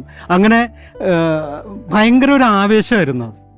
അതെത്ര ലാസ്റ്റ് ഞങ്ങൾ അദ്ദേഹം ഈ പാർട്ടിയുടെ ഒരു പരിപാടിക്ക് നമ്മുടെ രാമോർമ്മ ഗ്രൗണ്ടിൽ ഒരു പ്രസംഗം നടത്തി. ദൈവം ഒരു പൈസ നിറച്ചിട്ടാൽ നമ്മളെ നോക്കാത്ത ദൈവം എന്ത് ദൈവമാണെന്നൊക്കെ പറഞ്ഞ്. അപ്പോൾ ഞങ്ങളൊരു ഉദ്ഘാടനത്തിൽ ഒരുമിച്ച് പോകുമ്പോൾ ഞാനിങ്ങനെ പറഞ്ഞടാ, അത് ഗംഭീരമായിട്ട് നല്ല ഉഗ്രം പ്രസംഗമായിരുന്നു. അങ്ങനെ എന്ത് ചെയ്താലും നമ്മളോട് അതിൻ്റെ ഒരു ഇത് പറയും, അതിൻ്റെ ഒരു ആവേശത്തോടു കൂടി പറയും, ഒരു കൊച്ചുകുട്ടിയുടെ ലാഘവത്തോടു കൂടി അദ്ദേഹം പറയും. ഈ കലയോടുള്ള അദ്ദേഹത്തിൻ്റെ അർപ്പിത ബോധത്തെക്കുറിച്ച് ഒരു അനുഭവമുണ്ട്. എൻ്റെ യൗവനങ്ങളുടെ നമ്പർ നാടകത്തിൽ അദ്ദേഹം അഭിനയിച്ചുകൊണ്ടിരിക്കുന്നു. അതിനുശേഷമാണ് മിമിക്രിക്ക് പോകുന്നത്. മിമിക്രി പോയതിന് ശേഷമാണ് ഈ നാടകം സംസ്ഥാന അവാർഡിന് വേണ്ടി പോകുന്നു. തിരുവനന്തപുരത്ത് വെച്ചാണ് മത്സരം, ടാഗോർ തിയേറ്ററിൽ. അപ്പോൾ അന്ന് പുള്ളിക്ക് എറണാകുളത്തൊരു കമ്പനിയിൽ ജോലിയുണ്ട്. അന്നത്തെ ദിവസം തന്നെ കൃത്യമായിട്ട് മറ്റേ ഡൽഹിയിലൊരു കോൺഫറൻസ് ഉണ്ട്. എന്ത് ചെയ്യും? അപ്പോൾ പുള്ളി അഭിനയിക്കാൻ അദ്ദേഹത്തിന് ജോലി ചെയ്യുന്ന സ്ഥാപനത്തിന് കോൺഫറൻസ് ഉണ്ട് ഡൽഹിയിൽ. അതെ ജെയിംസ് എഞ്ചിനീയറിംഗ് കമ്പനി എന്ന് പറഞ്ഞ കമ്പനിയിൽ പുള്ളി സെയിൽസ് എക്സിക്യൂട്ടീവായി ജോലി ചെയ്തിരുന്നു. പിന്നെ അതിനുശേഷം വേറൊരു കമ്പനി ചെയ്തിരുന്നു. അപ്പോൾ അന്നത്തെ ദിവസമാണ് വെച്ചിരിക്കുന്നത്. എന്തു ചെയ്യും? മത്സരത്തിനാകുമ്പോൾ സ്വാഭാവികമായിട്ട് നമുക്ക് നല്ല പെർഫോമൻസ് ഉള്ള ഒരാൾ തന്നെ കളിക്കുന്നതല്ലേ. അവസാനം പുള്ളി പറഞ്ഞു, ഞാൻ വരൂടോ. അപ്പോൾ എങ്ങനെ വരും? ഞാൻ ഫ്ലൈറ്റിനായാലും എത്തൂടെ, താൻ ധൈര്യമായി പോയിക്കോളാൻ പറഞ്ഞു. എങ്കിലും ഞാൻ അബ്ദുൽ കലാം എന്ന് വേറെ ആൾ കൂടി പഠിപ്പിച്ച് വെച്ചു, ഇൻ കേസ് വന്നില്ലെങ്കിൽ അപ്പോൾ ഒരാൾ കൂടി പഠിപ്പിച്ച് വെച്ചു. പക്ഷേ പുള്ളി പറഞ്ഞതുപോലെ 5 മണിയായപ്പോഴേക്കും ഡൽഹിയിൽ നിന്ന് പുള്ളി ഫ്ലൈറ്റിനെത്തി എന്നുള്ളതാണ്. അത് സാധാരണതയിൽ അദ്ദേഹത്തിൻ്റെ ജോലിയുടെ പ്രശ്നം കൂടിയാണ്. അത് വേറെ ഈ കലയും ആണ് പ്രധാന ഒരു വരുമാന മാർഗം, പിന്നെ ജോലിയാണ്, അത് കളയാൻ പറ്റില്ലല്ലോ. അപ്പോൾ അത് ഒരു അർപ്പണബോധമാണ്. മറ്റൊന്ന്, ഈ ആകാശവാണിനെ കുറിച്ച് പറഞ്ഞപ്പോൾ ഓർത്തത്, ആകാശവാണിൻ്റെ ഷൂട്ടിങ്ങിന് പുള്ളിയോടൊപ്പം ഞാൻ ആ തുടക്കത്തിൽ ഞാൻ പോയിരുന്നു. കോട്ടയത്ത് ഒരു കുന്നുമുകളിൽ സെറ്റിട്ടായിരുന്നു വർക്ക് നടത്തിയിരുന്നത്. അപ്പോൾ ഞാൻ 2-3 ദിവസം പുള്ളിയുടെ കൂടെ ഉണ്ടായിരുന്നു. ആദ്യത്തെ സീൻ ഷൂട്ട് ചെയ്ത് കഴിഞ്ഞപ്പോൾ പറഞ്ഞൊരു കാര്യം ഇപ്പോഴും ഓർക്കുന്നു.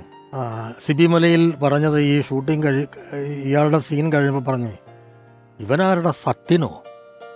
ഇത് അല്ലാതെ തന്നെ സ്വാധീനിച്ച, കാരണം അത്ര റിയലിസ്റ്റിക്കായ സത്യൻ എന്ന് പറഞ്ഞാൽ റിയലിസ്റ്റിക് അഭിനയത്തിൻ്റെ ഒരാളാണല്ലോ.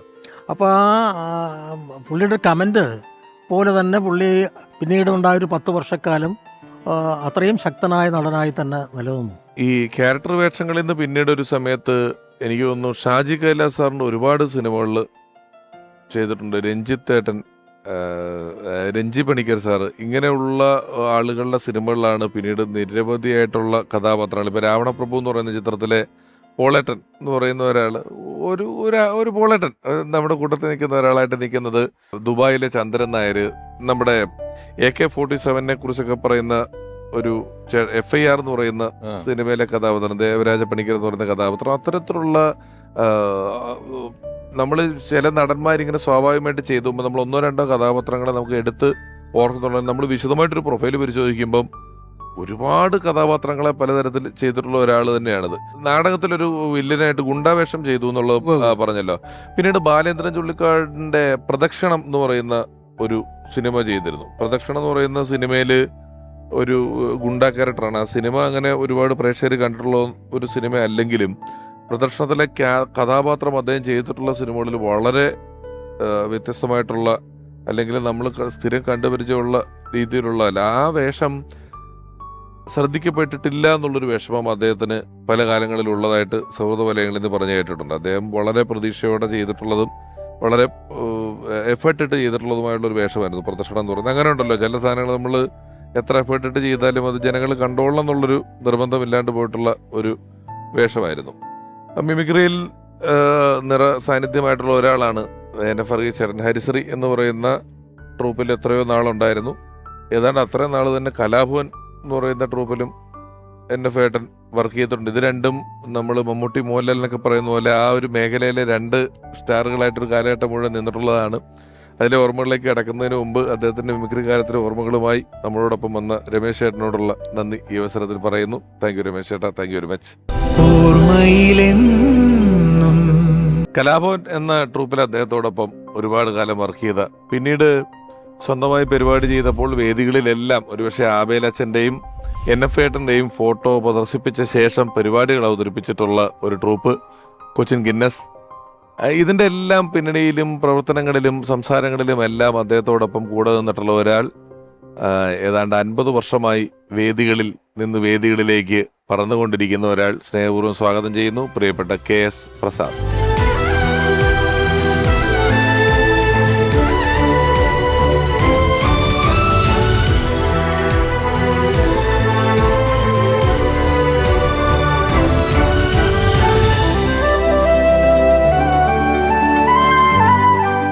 NF ഏട്ടൻ്റെ ഓർമ്മകളിലൂടെ യാത്ര ചെയ്യുമ്പം ഞാൻ ശ്രദ്ധിച്ചിട്ടുള്ള ഒരു കാര്യം, KS പ്രസാദേട്ടൻ്റെ ട്രൂപ്പിന്റെ പരിപാടി തുടങ്ങുമ്പം ഇൻ മെമ്മറി ഓഫ് എന്ന് പറയുന്നതിൽ സൈനുക, NF ഏട്ടൻ, ആബേലച്ചൻ്റെ പേരാണ് വരുന്നത്. കലാഭവനിൽ നിങ്ങൾ എത്ര നാളുണ്ടായിരുന്നു? കലാഭവനിൽ 4-5 വർഷം ഒരുമിച്ചുണ്ടായിരുന്നു. ഈ ഫോട്ടോ കൊടുത്തതിന് പുറകില് ഒരു കഥയുണ്ട്. കാരണം നമ്മുടെ കൂടെയുള്ള കലാകാരന്മാർ, നാടകമായാലും അതുപോലെ തന്നെ ഇപ്പം നർത്തകനായാലും ഗായകനായാലും മിമിക്രി ആർട്ടിസ്റ്റായാലും, തന്നോടൊപ്പമുള്ള കലാകാരന്മാർ തന്നോടൊപ്പം എത്തണമെന്ന് ആഗ്രഹിക്കുന്ന ആളുകൾ വളരെ കുറവാണ്. മനസ്സിലായില്ലേ? ഇവരൊരു പരിധി കഴിഞ്ഞാൽ പിന്നെ നമ്മുടെ ഒപ്പം ഇവരെ മറ്റുള്ളവരെ എത്തിക്കാനായിട്ട് വളരെ വളരെ താല്പര്യം കുറവായിരിക്കും. അങ്ങനെ താല്പര്യമുള്ളൊരു വ്യക്തിയായിട്ടാണ് എനിക്ക് NF തോന്നിയിട്ടുള്ളത്. എപ്പോഴും എന്നെ വഴിക്ക് വെച്ച് കണ്ടാൽ ചോദിക്കും, താൻ എന്തോടോ നമ്മുടെ ഒപ്പം എത്താത്തത്? ഞാൻ പറയും, NF എനിക്ക് പ്രോഗ്രാം ഉണ്ട്, ഞാൻ വിദേശങ്ങളിൽ ഇങ്ങനെ പരിപാടി നടത്തിക്കൊണ്ടിരിക്കുന്ന സമയമാണ്. അപ്പോഴും താൻ അങ്ങനെ ആയാൽ പോരാ, താൻ നമ്മുടെ ഒപ്പം വാ എന്ന് പറഞ്ഞ് എപ്പോഴും എൻ്റെ ഒരു നന്മ ആഗ്രഹിക്കുന്ന ചുരുക്കം എന്നോടൊപ്പം ഉണ്ടായിരുന്ന 1-2 വ്യക്തികളിൽ ഒരാളാണ് NF. അതുകൊണ്ടാണ് ഞാൻ ഇപ്പോഴും ആബേലച്ചനെയും NF സൈനിധിൻ്റെയും ഫോട്ടോ കാണിക്കാതെ അതെനിക്ക് തുടങ്ങുന്നില്ല. അതെനിക്ക് 100% ഉറപ്പാണ്. പിന്നീട് മറ്റൊരു സംഭവം, ഞാൻ 81 മുതൽ ഞാൻ വർക്ക് ചെയ്യുന്നൊരു സ്ഥാപനമുണ്ട്. ഞാൻ റെപ്രസെൻറ്റേറ്റീവ് ആയിരുന്നു. എൻ്റെ തൊട്ടപ്പുറത്ത് ഒരു 100 മീറ്റർ അടുത്താണ് ജെയിംസ് എഞ്ചിനീയറിങ്. അപ്പോൾ ഞാൻ എൻ്റെ ഓഫീസിൽ നിന്ന് ഇറങ്ങിയ ആദ്യം കാണുന്നത് NF-നെയാണ്. അപ്പോൾ കലാഭവനിലുള്ളപ്പോഴും നമ്മുടെ പ്രോഗ്രാമിൻ്റെ പിന്നാമ്പുറ കഥകളെല്ലാ ദിവസവും സംസാരിക്കും. അതുപോലെ തന്നെ ഹരിശ്രീയിലോട്ട് പുള്ളി പോയപ്പോഴും പുള്ളി പറയും, ഞങ്ങൾക്ക് ഇന്നലെ ഹരിശ്രീ നല്ല കലാഭവനിൽ പോയി, കലാഭവനിൽ ഹരിശ്രീ പോയിട്ട് അല്ലേ? അപ്പൊ നാടകത്തിൽ നിന്ന് കലാഭവനിലോട്ടാണ്. ഞാൻ തിരിച്ചാ വിചാരിച്ചിരുന്നത്. അതിനിടയ്ക്ക് പുള്ളി വീണ്ടും നാടകത്തിലോട്ട് പോയി. ബ്രഹ്മം പുള്ളി എഴുതിയ ഒരു നാടകം തന്നെ അല്ലേ വന്നപ്പോ എനിക്ക് നാടകത്തിനോട് താല്പര്യം. അത് മൈത്രിയാണോ കളിച്ചത്? അല്ലല്ല, അത് അടൂർ ജയ തിയേറ്റേഴ്സ് ആണ്. അതായത് മറ്റേ അടൂർ പങ്കജത്തിന്റെ എഴുതിയ നാടകമാണ്. NF നാടകം എഴുതിയിട്ടുണ്ട്. NF അത് നാടകം എഴുതി, ആദ്യമായിട്ടും അവസാനമായിട്ടും എഴുതിയ നാടകമാണ് ഭ്രമം നന്നായിട്ട് കളിക്കുകയും ചെയ്തു. പുള്ളിയാണത് അഭിനയിക്കുകയും ചെയ്തു. ആ വർഷം പുള്ളി ആ സമിതിയിലായിരുന്നു. സേവ്യറേറ്റിന് സ്റ്റേറ്റ് അവാർഡ് മികച്ച നടനുള്ളത് കിട്ടുന്നത് ഈ കൂടെ ഉള്ളപ്പോഴാണോ? എനിക്ക് കിട്ടുന്നത് ഫറീസ് അഭിനയിച്ച യവനങ്ങളുടെ സൂപ്പർ സ്റ്റാറാണ് നാടകത്തിലെ. അന്നത്തെ ഞങ്ങളുടെയൊക്കെ കാലഘട്ടങ്ങളില് ഞങ്ങൾ കാണുന്ന സൂപ്പർ സ്റ്റാറാണ് ഇദ്ദേഹം.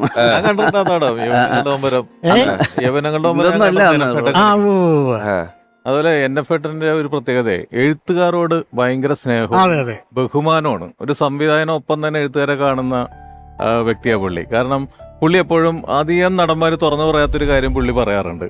അതായത് ഏതെങ്കിലും കഥാപാത്രത്തിന് നാടകത്തിലായാലും സിനിമയിലായാലും കയ്യടി കിട്ടുന്ന സിറ്റുവേഷൻ വരുമ്പോൾ പുള്ളി പറയും അത് ആ നടന് കിട്ടിയ കയ്യടിയല്ല, അത് എഴുത്തുകാരന് കിട്ടിയ കയ്യടിയാണ്.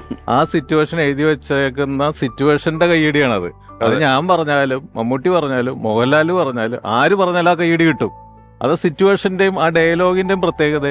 അത് അധികം ആരും തുറന്നു പറയാത്തൊരു കാര്യമാണ്. അത് പുള്ളി പറയും. അറിയാത്ത കാര്യമല്ല, തുറന്നു പറയാത്ത കാര്യമാണ്.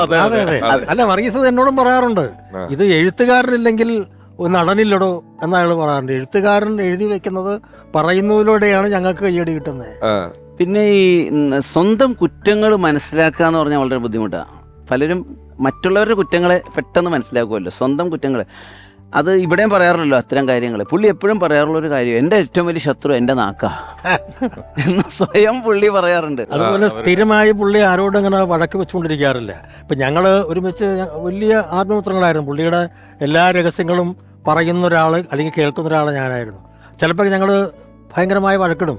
പക്ഷെ അന്ന് വൈകിട്ട് പുള്ളി വിളിച്ചിട്ട് പിന്നെ പുള്ളി ഇതെല്ലാം മറന്നു. പിന്നെ പുള്ളി അതിന് പുതിയ വിശേഷങ്ങളും പുതിയ കാര്യങ്ങളും മറ്റതങ്ങനെ ചെയ്യണ്ടോ ഇങ്ങനെ എന്നൊക്കെ ചോദിക്കും. അത് സാധാരണയിൽ ചിലർക്ക് അങ്ങനെയല്ല. വഴക്ക് കിട്ടി കഴിഞ്ഞാൽ പിന്നെ ഒരു 4 ദിവസത്തേക്ക് പിന്നെ മിണ്ടത്തില്ല. ഇതങ്ങനെയല്ല, അന്ന് തന്നെ പുള്ളി അത് വിട്ടു. ഞാനൊരു കാര്യം എന്നെ പറ്റി പറയണമെന്ന് എനിക്ക് വളരെയധികം ആഗ്രഹമുണ്ട്. കാരണം ഞാൻ ഈ കോമഡി മിമിക്സും പിന്നെ ഞാനൊന്നൊരു പ്രോഗ്രാം എടുക്കാനായിട്ട് പോകുമ്പോൾ ഓരോ താരങ്ങളുടെ വീട്ടിൽ വന്ന് റെക്കോർഡ് അവരുടെ സ്റ്റേറ്റ്മെന്റ് എടുക്കും. നമ്മളിപ്പോ ഇവിടെ വീഡിയോ സ്റ്റേറ്റ്മെന്റ് എടുക്കാൻ അങ്ങനെ പോകുന്ന പോലെ. അപ്പോൾ ക്യാമറ എടുത്തു കഴിഞ്ഞാൽ അന്നൊരു 5-6 പേരുടെ എടുക്കണമല്ലോ, അല്ലെങ്കിൽ നമുക്കത് മുതലാവില്ല. അപ്പം മണിയുടെയൊക്കെ എടുത്തു കഴിഞ്ഞു. അതിനുശേഷം NF-ന്റെ വീട്ടിൽ രാവിലെ 9 മണിക്ക് 8:30 മണിക്ക് എത്തി. NF ഒരു അരമണിക്കൂർ കൊണ്ട് തീർത്തു. ഒരു 10-12 അനൗൺസ്മെന്റ് നമ്മുടെ സാജൻ പള്ളിരുത്തി പറഞ്ഞ പോലെ ഷൂ എന്ന് തീർത്തു. പക്ഷെ അത് കഴിഞ്ഞ് എനിക്ക് അടുത്ത സലീംകുമാറിൻ്റെ അടുത്ത് പോകാണ്ട്, നാരായണൻകുട്ടിയുടെ അടുത്ത് പോകാണ്ട്, ജയറാമിൻ്റെ അടുത്ത് പോകാണ്ട്. പക്ഷെ NF-ആയിട്ടിരുന്ന് സംസാരിച്ചിട്ട് 9:30 മണിക്ക് ഷൂട്ട് കഴിഞ്ഞിട്ട് 10:30, 11:30, 12:30 വരെ ഇരുന്ന് സംസാരിക്കുക. ഞങ്ങൾ സന്നിധിൻ്റെ കാര്യം, ആബലച്ചൻ്റെ കാര്യം, ആബലച്ചൻ ജീവിച്ചിരിക്കുകയാണ്. അതുപോലെയുള്ള ഓരോരുത്തരുടെ കാര്യവും, നാടകത്തിൻ്റെ കാര്യം, നാടകം കുറേ അഭിനയിച്ച് കാണിക്കുന്നു. ഈ മരിച്ചുപോയവരുടെ കാര്യമൊക്കെ പറഞ്ഞു. പക്ഷെ അന്ന് ഞാൻ പിരിഞ്ഞ് പിറ്റേ ദിവസം 12:30 മണിക്കാണ് ഞാൻ ഈ സാഡ് ന്യൂസ് അറിയുന്നത്, NF പോയി എന്നുള്ളത്. അതായത് 24 മണിക്കൂർ മുമ്പ് ഞങ്ങളൊരു 3 മണിക്കൂർ സംസാരിച്ചിരുന്നു എന്ന് പറയുമ്പോൾ ഇപ്പോഴും അത് പറയുമ്പോൾ നമ്മുടെ ദേഹം എല്ലാം ഇങ്ങനെ കോരിത്തിരിക്കും. അപ്പോൾ അത് അദ്ദേഹം അറിയുന്നില്ല 24 മണിക്കൂർ കഴിയുമ്പോൾ ഞാൻ ഈ ലോകത്ത് നിന്ന് വിട പറയുകയാണെന്ന്. ഞാൻ അന്ന് സ്കൂട്ടറാണ്, എനിക്കന്ന് കാറില്ല. പക്ഷേ എനിക്കന്ന് സ്കൂട്ടർ ഓടിക്കാൻ സാധിച്ചില്ല. ഞാൻ സ്കൂട്ടർ വീട്ടിൽ കൊണ്ട് വെച്ചിട്ട് ഒരു വണ്ടി വിളിച്ചിട്ട് ഞാൻ ആലുവയിൽ പോയത്. കാരണം അത്രയും ഷോക്കായിപ്പോയ എല്ലാവരും ഷോക്കായിപ്പോയി. പക്ഷേ അത്ര മണിക്കൂറുകളിരുന്ന് ഞങ്ങൾ സംസാരിക്കുകയും എന്നിട്ട് ഒരു സംഭവം അഭിനയിച്ച് കാണിച്ചപ്പോൾ ഞാൻ പറഞ്ഞു ഞാൻ ക്യാമറ എടുക്കട്ടെ. അപ്പോൾ ക്യാമറ ഗ്രൂപ്പ് എല്ലാം കാറിനകത്തിരിക്കുക. എനിക്ക് 3 മണിക്കൂറിൻ്റെ നഷ്ടമാണ്. പക്ഷെ എന്നാലും NF-ആയിട്ടുള്ള ആ ഒരു വർത്തമാനത്തിൻ്റെ സുഖത്തിൽ ഞാൻ ഈ സാധനം ഒന്ന് ഷൂട്ട് ചെയ്യട്ടെ, NF പല രീതിയിൽ അഭിനയിക്കുന്നു, ഇതൊന്ന് ഷൂട്ട് ചെയ്യട്ടെ എന്ന് പറയും. അപ്പോൾ വേണ്ടോ താൻ 1 മാസം കഴിഞ്ഞു വാ, അപ്പോൾ ഞാൻ മേക്കപ്പൊക്കെ ഇട്ടിട്ട് ഗംഭീരമായിട്ട് ഈ സാധനം ചെയ്തു തരാം എന്ന് പറഞ്ഞിട്ട്. സമകാലീനായ സുഹൃത്തായിട്ടുള്ള നിരവധി വേദികളിലൊപ്പം പ്രവർത്തിച്ചിട്ടുള്ള ഒരാൾ NF-ഏട്ടനെ ഇപ്പോൾ പ്രിയപ്പെട്ട കലാഭവൻ അൻസാർക്ക ഓർക്കുന്നു. കലാഭവനിൽ നമ്മൾ ചെയ്യുന്നതിൻ്റെ ഇടയ്ക്ക് മാട്ട പരിപാടികൾക്ക് പോകും. മാട്ട എന്ന് പറഞ്ഞാൽ പേഴ്സണൽ കിട്ടുന്ന പരിപാടി. കലാഭവനിൽ അന്ന് 100 രൂപയാണ് ഒരാൾക്ക് കിട്ടുന്നത്. ഞങ്ങൾ പേഴ്സണലായിട്ട് പോയി കഴിഞ്ഞാൽ 500 രൂപ 2 പേർക്ക് കൂടി കിട്ടും. അങ്ങനെ വർഗീസ് ഒരു പരിപാടി ഉണ്ടെന്ന് പറഞ്ഞതിനോട് സേക്രഡ് ഹാർട്ട് കോളേജ് തേവര കോളേജിലെ പരിപാടിക്ക് ഞങ്ങൾ സ്കൂട്ടറിൽ പോയി. എയർ ഇന്ത്യ ഓഫീസിൻ്റെ അടുത്ത് ഒരു ഓഫീസിൽ JM's ബെയറിംഗ് കമ്പനി എന്ന് പറയുന്ന ഒരു ബെയറിംഗ് കമ്പനിയിൽ മാനേജറായിട്ട് വർക്ക് ചെയ്യാണ്. അവിടുന്ന് ഞാൻ വർഗീസിനെ പിക്ക് ചെയ്ത് ഞങ്ങൾ തേവര കോളേജിലേക്ക് പോയി. ശരിക്കും പറഞ്ഞാൽ എനിക്ക് കണ്ടുവിടണമെന്നതൊക്കെ പറയുമ്പോൾ പഴയ കാര്യങ്ങളിലേക്ക് പോകും. അങ്ങനെ തേവര കോളേജിൽ പോയി ഞങ്ങൾ പ്രോഗ്രാം നടത്തിക്കൊണ്ടിരിക്കുമ്പോൾ സാധാരണ നമ്മൾ പ്രിസ്ക്രൈബിൾ അങ്ങനെ സ്ക്രിപ്റ്റ് ഒന്നും ഉണ്ടാവില്ല, ഇങ്ങനെ എഴുതി വെച്ചിട്ടുണ്ടാവും. ഓട്ടോറിക്ഷ എന്ന് വെച്ചാൽ ഒരു ഓട്ടോറിക്ഷയുടെ പരിപാടിയായിരിക്കും. അമ്മാവൻ, ഫുൾ അമ്മാവൻ വരും, അങ്ങനെയൊക്കെ നോക്കിയാണ് ചെയ്യുന്നത്. അപ്പോൾ ഇതിൽ അപ്പ വരുന്നത് നമ്മൾ ഒരു അപ്പം തോന്നുന്ന കോമഡികൾ ചിലപ്പോൾ പറയാറുണ്ട്. അങ്ങനെ ഞാനും വർഗീസും അങ്ങോട്ടും ഇങ്ങോട്ടും കൊടുത്തും വാങ്ങിയൊക്കെ നിൽക്കുകയാണ്. അപ്പം ഞാൻ എന്തോ പറഞ്ഞു, ഓർക്കാതെ പറഞ്ഞ ഒരു സാധനമാണ്. ഇത് കേട്ടോട് വർഗീസ് പൊട്ടി അങ്ങോട്ട് ചിരിച്ച്. വർഗീസിന് ചിരി അടക്കാൻ പറ്റില്ല. ഇന്നും നിങ്ങൾ ശ്രദ്ധിച്ചാൽ പഴയ സിനിമകളിട്ട് നോക്കിയാൽ അറിയാം, ഓപ്പോസിറ്റ് നിൽക്കുന്നത് കോമഡി ആർട്ടിസ്റ്റ് ആണെങ്കിൽ, ഇപ്പോൾ ജഗദീഷോ ഇൻഡസെൻ്റേട്ടനോ മാളച്ചേട്ടനോ ഒക്കെ ആണെങ്കിൽ, അവർ പറയുന്ന ഡയലോഗ് ശ്രദ്ധിച്ചുകൊണ്ട് നിൽക്കുന്ന വർഗീസിൻ്റെ മുഖത്ത് ഒരു ചെറു ചിരി നമുക്ക് കാണാൻ പറ്റും. അത് ഞാനെപ്പോഴും ശ്രദ്ധിക്കാറുണ്ട്. മറ്റേ ആളുടെ സജഷനിൽ ഷോട്ട് എടുക്കുമ്പോൾ അറിയാൻ പറ്റും വർഗീസിൻ്റെ മുഖത്തുള്ള ചിരി, ആ ഒരു ഇന്നസെൻസ് മുഖത്ത് കാണാൻ പറ്റും. അങ്ങനെ കോളേജിൽ വെച്ചിട്ട് ഞാനിത് പറഞ്ഞു, വർഗീസ് അങ്ങോട്ട് പൊട്ടി അങ്ങോട്ട് ചിരിച്ചു. ഇത് കേട്ടിട്ട് വർഗീസിൻ്റെ ചിരി കണ്ട് ഞാനും ചിരിച്ചു പോയി. എൻ്റെ ചിരി കണ്ട് കോളേജ് മുഴുവൻ ചിരിച്ചു, ഓഡിയൻസ് മുഴുവൻ ചിരിയായിരുന്നു. ഞങ്ങളും സ്റ്റേജിൽ അങ്ങോട്ട് ചിരിക്കുകയാണ്. അപ്പോൾ ഓഡിയൻസ് വിചാരിച്ചത് അത് ഞങ്ങൾ ഉണ്ടാക്കിയെടുത്ത ഒരു ഡെലിബറേറ്റ്ലി ചെയ്ത ഒരു സാധനമാണെന്ന് ഓഡിയൻസ് വിചാരിച്ചു. പരിപാടി ഭയങ്കര വിജയിക്കുകയും ചെയ്തു.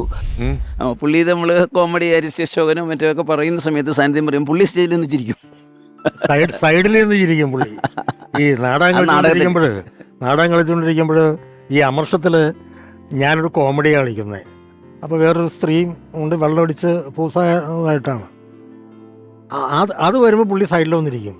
സൈഡിൽ വന്നു ഞങ്ങൾ കാണിക്കുന്നത് പ്രേക്ഷകൻ ചിരിക്കുന്നതിനേക്കാൾ ഒച്ചത്തിൽ പുള്ളി ചിരിക്കും. അതുകൊണ്ട് നമുക്ക് ചിരി വരും.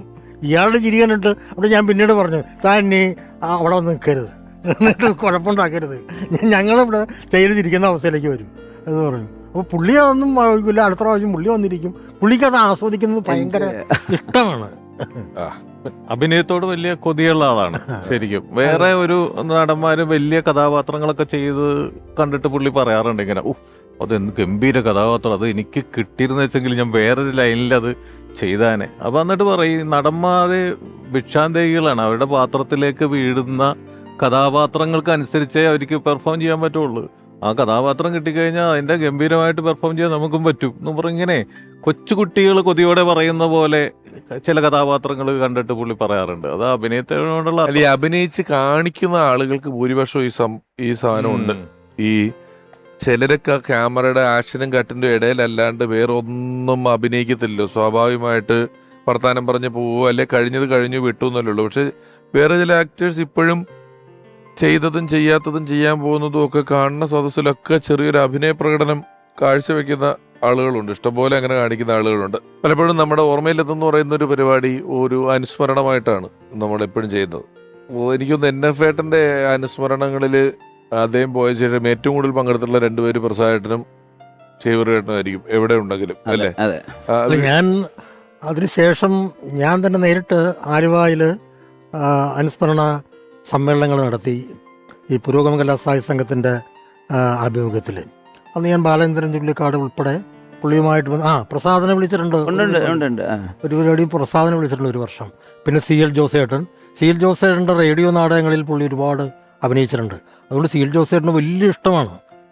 പുള്ളി ജോസേട്ടൻ പറയും, അവൻ്റെ ശബ്ദമുണ്ടല്ലോ, അതില്ലാതെ എനിക്ക് നാടകം കളിക്കാൻ പറ്റില്ല. അതുകൊണ്ട് റേഡിയോ നാടകങ്ങൾ പുള്ളി എഴുതി കഴിഞ്ഞാൽ അവരോട് പറയും, ഡയറക്ടറോട് പറയും, വർഗീസിനെ വിളിക്കണം എന്ന് പറയും. കാരണം ആ കഥാപാത്രം വർഗീസ് ചെയ്താൽ ആ ശബ്ദത്തിലൂടെ ഗംഭീരമാക്കും നാടകത്തിന്റെ ശബ്ദം. അതുപോലെ തന്നെ ഞാൻ ഈ പരസ്യ ചിത്രങ്ങൾ, അതുപോലെ എൻ്റെ ഡോക്യുമെൻ്ററികളുണ്ട്. സഖാവ് EMS ആബേലസിനെ കുറിച്ചുള്ള ഡോക്യുമെൻ്ററി, എല്ലാ ഡോക്യുമെൻ്ററിയുടെ വർക്കും പുള്ളി സിനിമാ താരം ആകുന്നതിന് മുമ്പും അതിനുശേഷവും NF വന്നാണ് ശബ്ദം തരുന്നത്. വോയിസ് ഓവർ തരുന്നത്. അന്ന് പുള്ളി വാങ്ങണ കാശുണ്ടല്ലോ, അതേ പുള്ളി ഞാൻ ശേഷം വാങ്ങാറുള്ളൂ. സിനിമാ താരം പുള്ളി കൂടുതൽ വാങ്ങാറില്ല. ഒരു തുകയുണ്ട് ഞങ്ങൾ തമ്മിലുള്ള, അതങ്ങ് തന്നേക്കെന്ന് പറയും.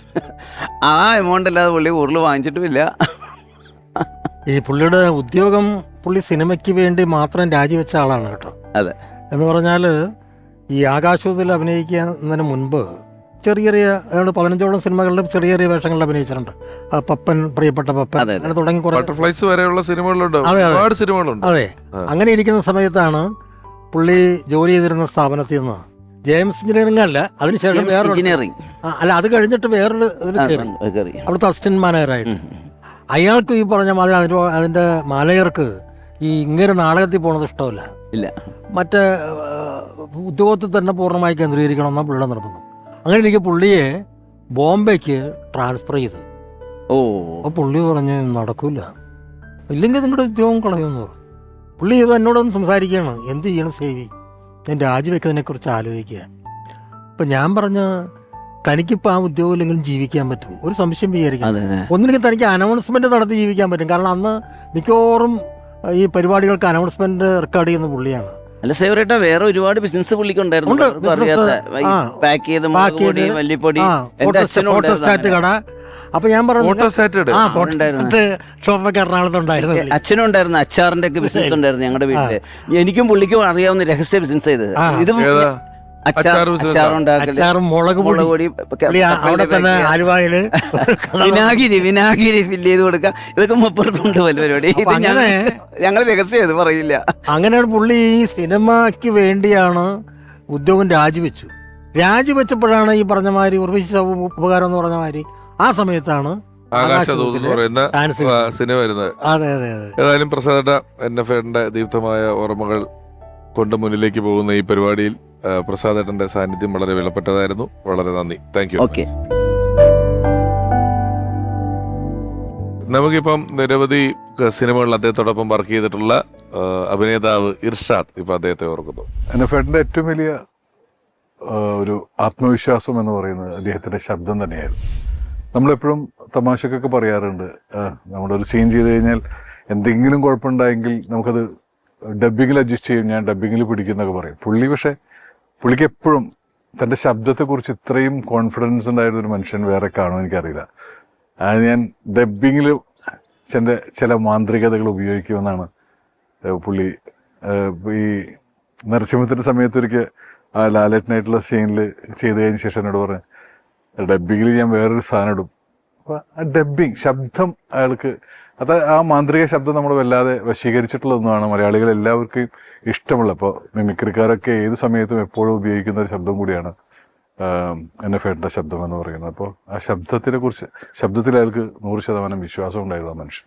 വലിയേട്ടനിലെ മമ്പറം ബാവയുടെ അനിയൻ മമ്പറം സുബൈർ എന്ന് പറയുന്ന ഒരു കഥാപാത്രമായിരുന്നു എൻ്റെത്. ആക്ച്വലി രഞ്ജിത്തേട്ടൻ ആ സിനിമ ചെയ്യുമ്പോൾ മമ്പറം ബാവയുടെ മകനായിരുന്നു സുബൈർ എന്ന് പറയുന്ന കഥാപാത്രം പ്ലാൻ ചെയ്തിട്ടുണ്ടായിരുന്നത്. അപ്പോൾ NFA പറഞ്ഞു, എനിക്ക് ഇത്രയും വലിയൊരു മകൻ വേണോ എന്നൊക്കെ ചോദിച്ചിട്ട് പുള്ളി എന്നാൽ പിന്നെ അനിയനാക്കാം, എന്തായാലും രണ്ടാളെയും മാറ്റാൻ പറ്റില്ല എന്ന് പറഞ്ഞിട്ട് അങ്ങനെയാണ് അനിയനാക്കുന്നത്. അത് ഒരു ചെറിയ ഞങ്ങൾ തമ്മിലൊരു കോമ്പിനേഷൻ ഒരു സീനുള്ളെങ്കിലും ആ ക്യാരക്ടർ ഇന്നും മലയാളികളുടെ മനസ്സിലുള്ളതാണ്. മമ്പറം ബാവയെ ഓർക്കുമ്പോൾ തന്നെ മമ്പറം സുബൈറിനെ ഓർക്കും. മമ്പറം ബാവ എന്ന് പറയുന്ന വലിയ NFA. അപ്പോൾ ആ സിനിമയുടെ വലിയ വിഷയം തന്നെ നടക്കുക, അല്ലെങ്കിൽ ആ സിനിമ ടേണാവുന്നത് തന്നെ ഈ സുബൈറിൻ്റെ ഭരണത്തോടു കൂടിയിട്ടാണല്ലോ. അപ്പോൾ അതും എൻ്റെ സിനിമാ ജീവിതത്തിൽ NFAന്റെ കൂടെ NFAന്റെ അനിയനായിട്ട് അഭിനയിക്കാനുള്ളൊരു ഭാഗ്യം കൂടി എനിക്ക് കിട്ടിയിട്ടുണ്ട്.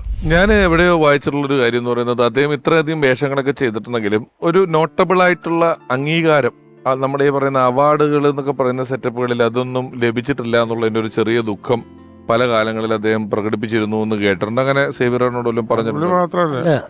പുള്ളി മാത്രമല്ല എല്ലാവർക്കും അല്ല, അത് വളരെ ശരിയാണ്. കാരണം എന്ന് വെച്ചാല് വർഗീസ് അഭിനയിച്ചുള്ള കഥാപാത്രങ്ങൾ എടുത്തു നോക്കുമ്പോൾ അതിനുള്ള അർഹതയുണ്ട്.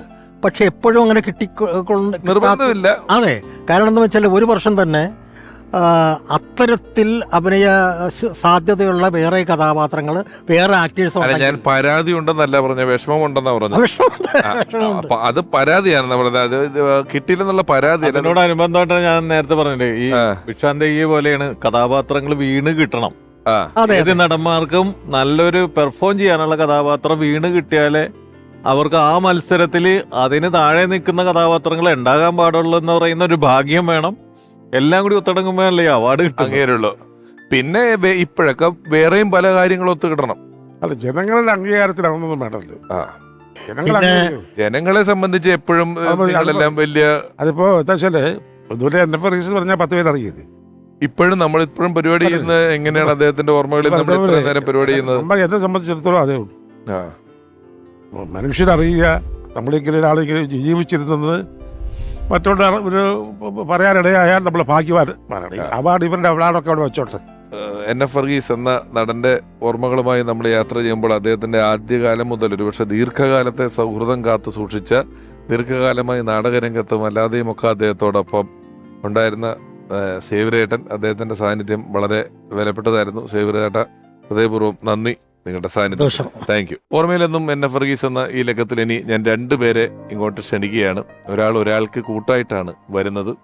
കാരണം അതിലൊരാൾ നമുക്ക് വളരെ പ്രിയപ്പെട്ട NF ഏട്ടൻ്റെ സഹധർമ്മിണിയാണ്. ഇത്തരത്തിലുള്ള പരിപാടികളിൽ അങ്ങനെ പോയി പരിചയമില്ല, ഇത്തരം പരിപാടികളിൽ പങ്കെടുക്കാറില്ല എന്ന് പറഞ്ഞു.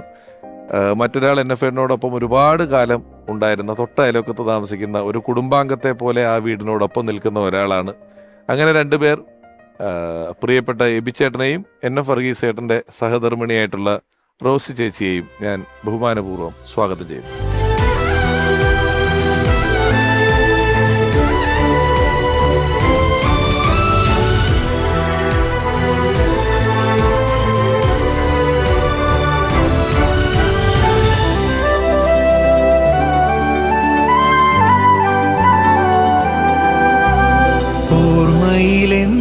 എബിച്ചേട്ടൻ NF ഏട്ടന്റെ, ജനാർദ്ദൻ NF ഏട്ടന്റെ ഒരു സന്തത സഹചാരിയൊക്കെയാണ്.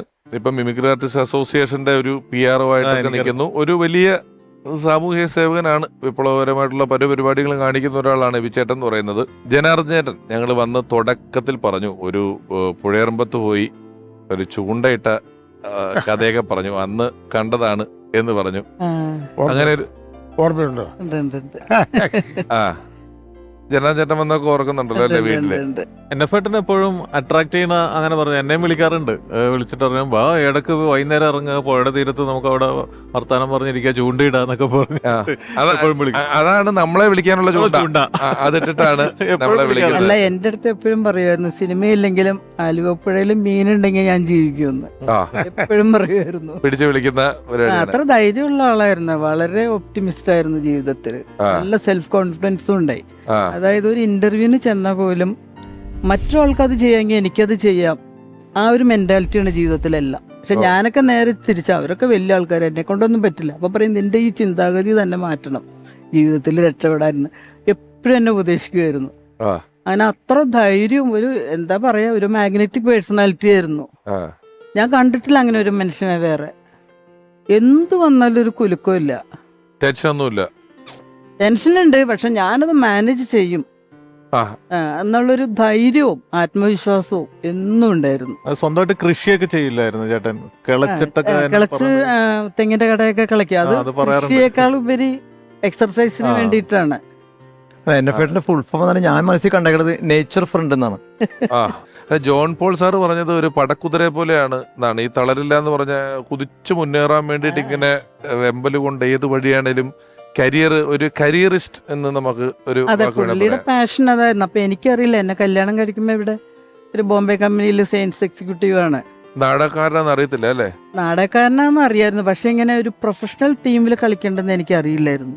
എന്റെ ഈ പള്ളി പെരുന്നാളിനൊക്കെ നാടകം കളിക്കും. എനിക്കറിയില്ലായിരുന്നു എന്നുള്ളതാണോ, വീട്ടുകാർക്ക് അറിയില്ലായിരുന്നു എന്നുള്ളതാണോ? എനിക്കും അറിയില്ലായിരുന്നു. സത്യമാണ്, സത്യം. കാരണം ജനാർദ്ദൻ ചേട്ടാ, ഇതൊരു 6 വർഷത്തെ പ്രണയത്തിന് ശേഷമാണ് വിവാഹം. പക്ഷെ ഇന്നത്തെ പോലത്തെ പ്രണയമല്ല എന്ന് ഞാനൊന്നും പറഞ്ഞില്ലല്ലോ. എന്റെ ബാങ്ക് ബാലൻസോ, എനിക്ക് സത്യം പറഞ്ഞാൽ ഉളിയന്നൂർ ഒരു ഐലൻഡാന്ന് എനിക്ക് അറിയില്ലായിരുന്നു. പിന്നെ ഞങ്ങള് കാത്തലിക്സ് ആണെങ്കിൽ ഞങ്ങള് 2 ഗ്രൂപ്പാണ്, അതെനിക്ക് അറിയില്ലായിരുന്നു. അപ്പൊ ഇവരുടെ വീട്ടിൽ ഫസ്റ്റ് വന്നിട്ട് എന്റെ അപ്പൻ വന്നിട്ട് ചോദിച്ചു, ഇങ്ങനെയൊക്കെയാണ് വർഗീസിന്റെ വീടും ഇതൊക്കെ നിനക്ക് അറിയാൻ വേണ്ടായില്ല. എനിക്കറിയില്ല. അപ്പൊ എങ്ങനെ 6 കൊല്ലം പ്രേമിച്ചിട്ട് ഇത് അറിയാം? 6 കൊല്ലം പ്രേമിച്ചെന്ന് പറഞ്ഞാൽ ഞാൻ പ്രീ ഡിഗ്രി സെക്കൻഡ് ഇയർ പഠിക്കുമ്പോഴേ പുള്ളി അവിടെ ബികോമിന് വന്ന് ചേർന്നത്. UC-യിൽ ബികോം ഇല്ലാത്തതുകൊണ്ട് വന്നതാ. ഞാൻ പിന്നെ എന്റെ വീടിന്റെ അടുത്താണ് ശങ്കര കോളേജ്. അങ്ങനെ പഠിച്ചപ്പോ ഈ ഇലക്ഷൻ സമയത്ത് ബോയ്സിനൊക്കെ പെമ്പിള്ളേര് ഇരിക്കണ ആ ഗ്രൗണ്ടിലൊക്കെ വരാം, വെയിറ്റിംഗ് റൂമിന്റെ ചുറ്റും. അങ്ങനെ വന്നപ്പോ ഇയാളിങ്ങനെ ഭയങ്കര നല്ല കുട്ടിയായിട്ട് വന്ന് ഞങ്ങളുടെ അടുത്തൊക്കെ വർത്താനൊക്കെ പറഞ്ഞു പോയി. പിന്നെ എൻ്റെ ഒരു കൂട്ടുകാരിയുടെ അടുത്ത് പിന്നീട് പറഞ്ഞു ഇങ്ങനെ എന്നെ ഇഷ്ടമാണെന്നൊക്കെ. അപ്പൊ ഞാൻ പറഞ്ഞു, എനിക്കതിൽ താല്പര്യമില്ല, ഞാൻ പഠിക്കാനാ വന്നിരിക്കണ കോളേജിൽ, ഈ വക ഇതിനൊന്നുമില്ല എന്നൊക്കെ പറഞ്ഞു. പിന്നെ പുള്ളിയല്ലേ, പുള്ളി ആരെയും വീഴ്ത്തും. പുള്ളിയുടെ ഒരു പേഴ്സണാലിറ്റി അങ്ങനെയായിരുന്നു, എന്നെ എന്നല്ല. അങ്ങനെ പിന്നെ പ്രീ ഡിഗ്രി കഴിഞ്ഞ് ഞാൻ പോയി. പിന്നെ ഞാൻ ആ കോളേജിൽ BA ചേർന്നു. ഞാൻ ചേരാതിരുന്നെങ്കിൽ ചിലപ്പോ ആ പ്രേമം അവിടെ വെച്ച് അവസാനിച്ചേനെ. അങ്ങനെയാണ്. അപ്പൊ പ്രീ ഡിഗ്രിക്ക് അന്ന് ഇല്ലെന്ന് പറഞ്ഞെങ്കിലും ഇത് പ്രണയമാണെന്ന് സമ്മതിച്ചത് എപ്പോഴത്തേക്കായി? ഡിഗ്രിക്ക് പിന്നെ ഞാൻ വന്ന് ചേർന്നു. അപ്പൊ പിന്നെയും പുള്ളി പഴയ സ്നേഹമൊക്കെ പറഞ്ഞ് എൻ്റെ അടുത്ത് വന്ന് അങ്ങനെയാണ് പിന്നെ പിന്നെ പിന്നെ പിന്നെ അന്നേ ചൂണ്ടയുണ്ട്.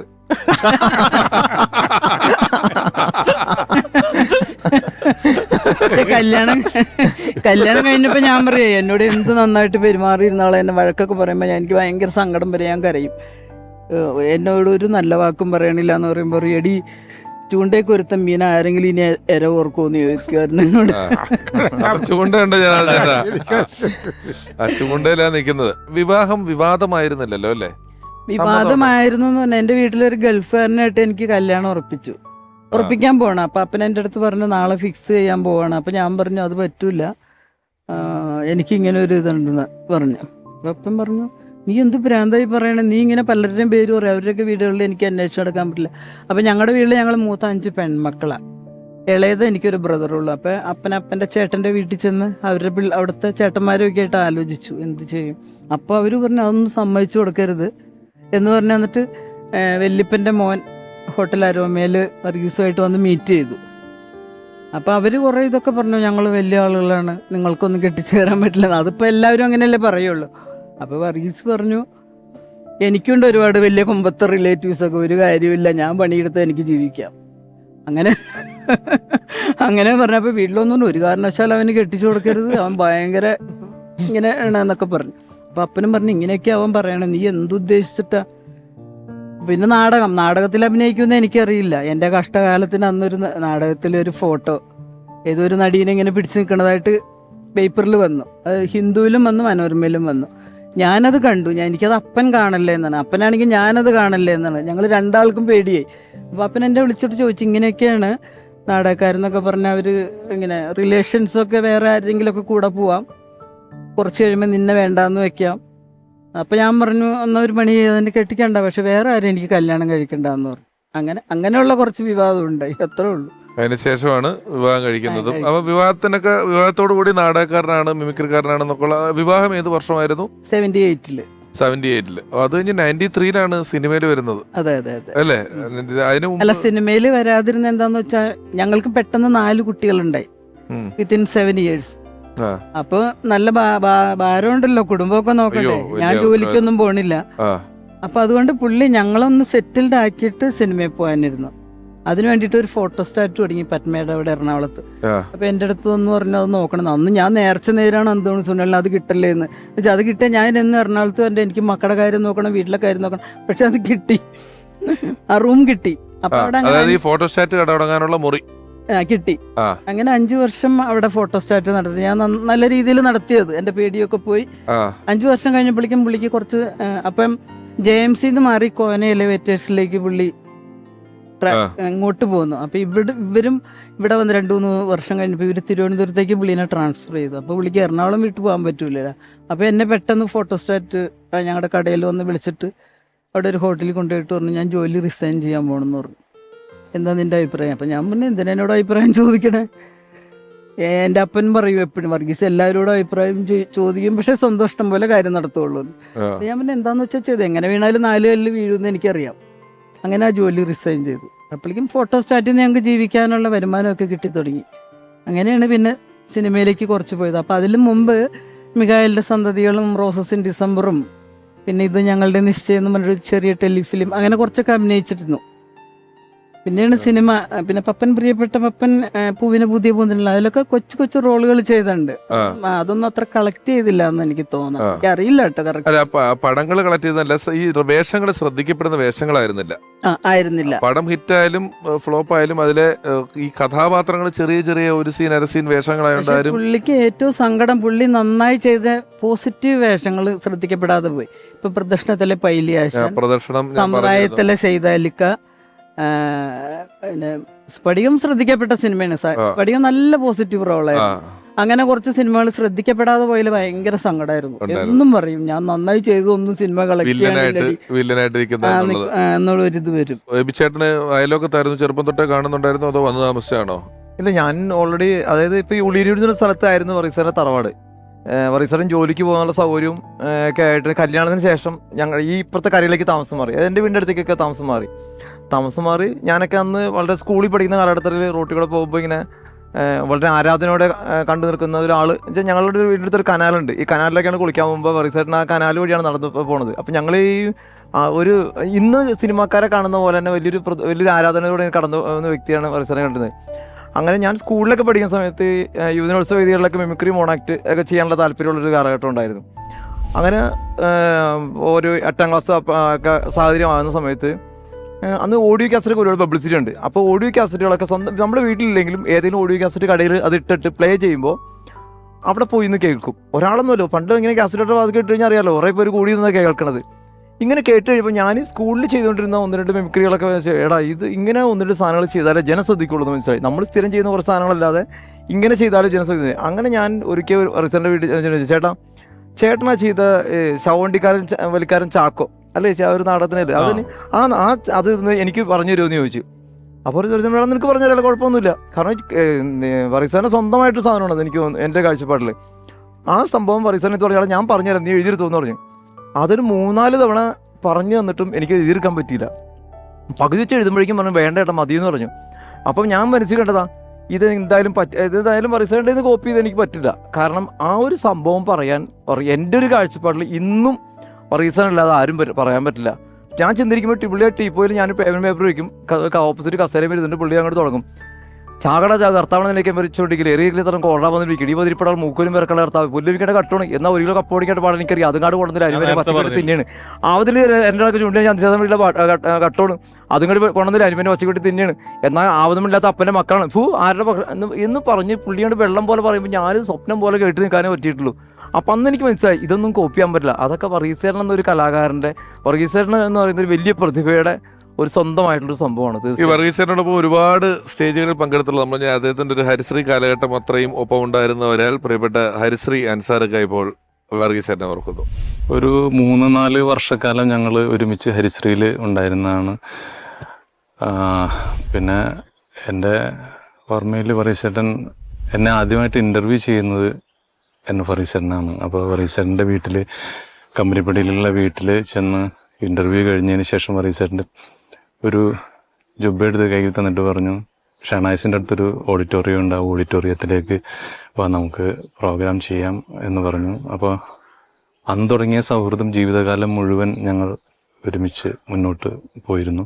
ഈ അശോകൻ ചേട്ടനും ദിലീപേട്ടനൊക്കെ സിനിമ വർക്കുകളൊക്കെ ആയിട്ട് പോയിട്ട് വന്നതിന് ശേഷം വിശേഷങ്ങൾ പറയുന്നത് പോലെ തന്നെ വർഗീസേട്ടനും സിനിമ ലൊക്കേഷനിലുള്ള വിശേഷങ്ങളൊക്കെ പങ്കുവയ്ക്കാറുണ്ട്. അപ്പം അതിൽ ആകാശദൂതിൽ അഭിനയിച്ച് വന്നതിന് ശേഷം വർഗീസേട്ടൻ അതിലുണ്ടായ ഓരോ സീനുകളിലും വർഗീസേട്ടൻ അഭിനയിച്ച ഓരോ സീനുകളൊക്കെ പറയുകയും അതുപോലെ തന്നെ അഭിനയിച്ച് കാണിക്കുകയൊക്കെ ചെയ്യുമായിരുന്നു.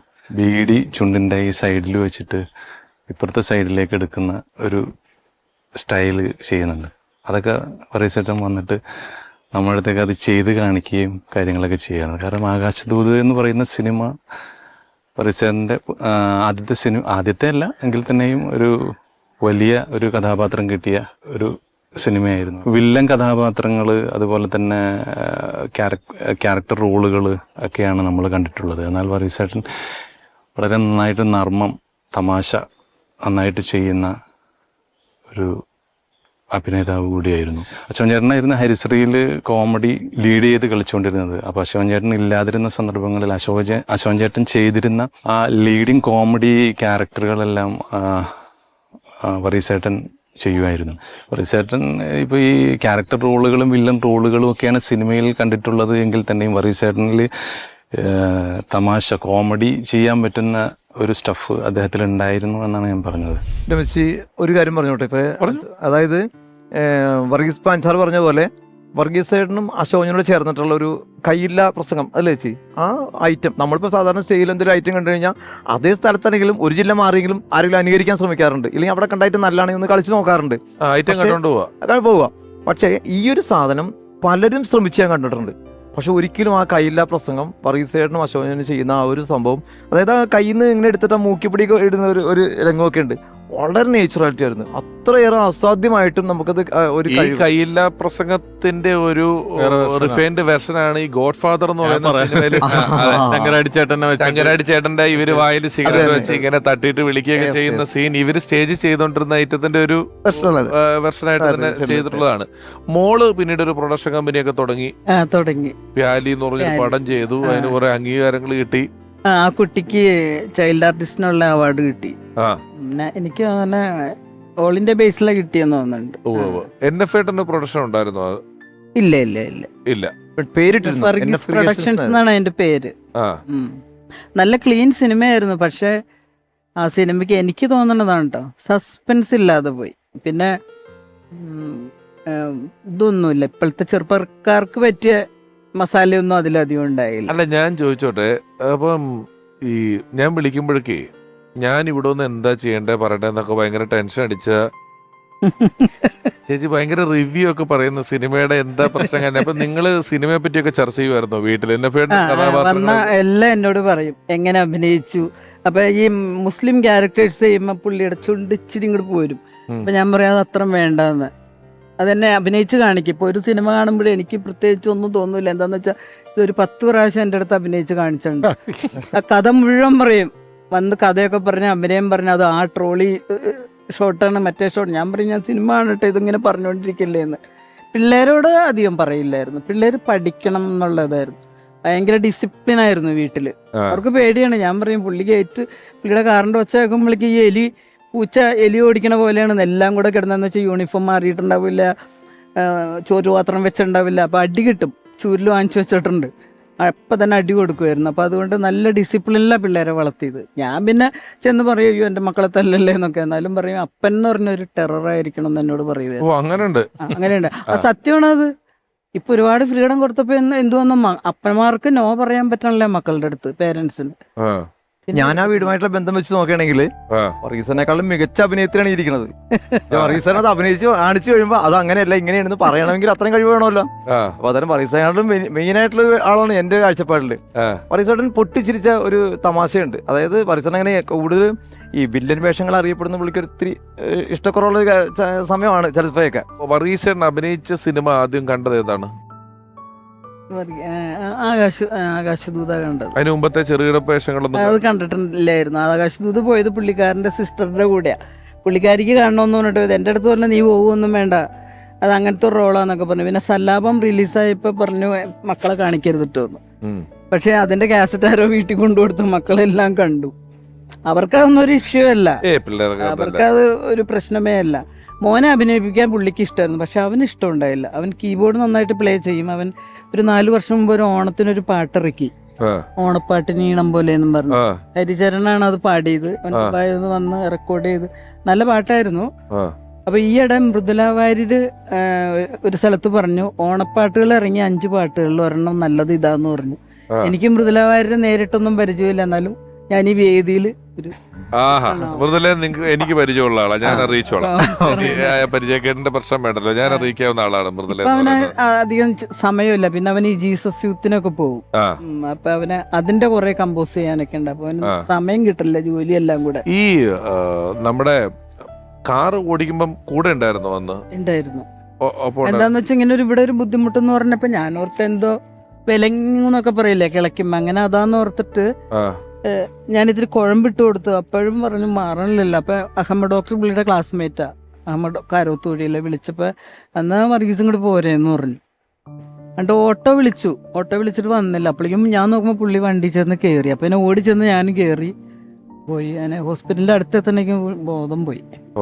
ഡ്രൈവ് ചെയ്തോണ്ടിരിക്കുമ്പോ എന്നിട്ടാണ് വണ്ടി സൈഡിലേക്ക് ലെഫ്റ്റിലേക്ക് ഇടിച്ചിട്ടാണ് വീണ്. അപ്പോഴേക്കും ചേച്ചിക്കും ചെറിയ പരിക്ക് പറ്റി. അതാ ഇടിച്ചതില് തല മുകളിലടിച്ചതാ. പക്ഷെ പുള്ളി ഭയങ്കര ഫിറ്റായിരുന്നു ആള്. എന്നും 1 മണിക്കൂർ നടക്കും, കിളയ്ക്കും. നമുക്ക് അങ്ങനെ ഒരു ചിന്ത പോലും ഇല്ല ഇങ്ങനെ ഒരു വരുന്നത് നമ്മൾ ചിന്തിക്കണേ ഇല്ല. നമുക്ക് അങ്ങനെ വിചാരമില്ല. ജനാർദ്ദനൊക്കെ പറഞ്ഞു ലൊക്കേഷൻ ഭയങ്കര നടത്തവും കാര്യങ്ങളും ഭയങ്കര അങ്ങനെയായിരുന്നു.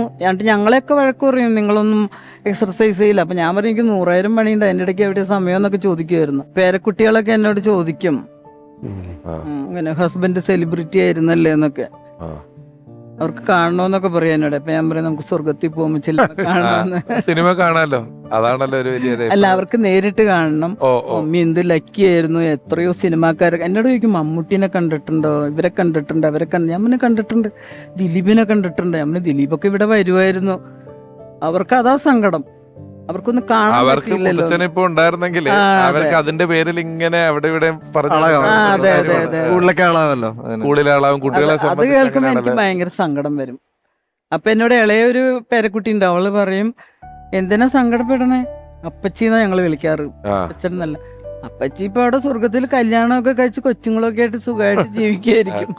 മമ്മി ഇവിടെ കരഞ്ഞിരുന്നോ, അവളിച്ചിരി ഒരു ഹ്യൂമർ സെൻസ് ഉള്ള ആളാണ്. പേരക്കുട്ടികൾ എത്ര പേരാ? 7 ആള്. 7 ആളുണ്ട് പേരക്കുട്ടികൾ അല്ലേ? 4 പേരക്കുട്ടി എഞ്ചിനീയറിംഗ് സെക്കൻഡ് ഇയർ ആയി. ഓ, അത്രേ ആയി. എല്ലാരും സുഖമായിട്ടിരിക്കുന്നത്? ആയിക്കോട്ടെ. അപ്പം സുദീർഘമായി ഇനിയും സംസാരിച്ച് നീങ്ങുന്നില്ല.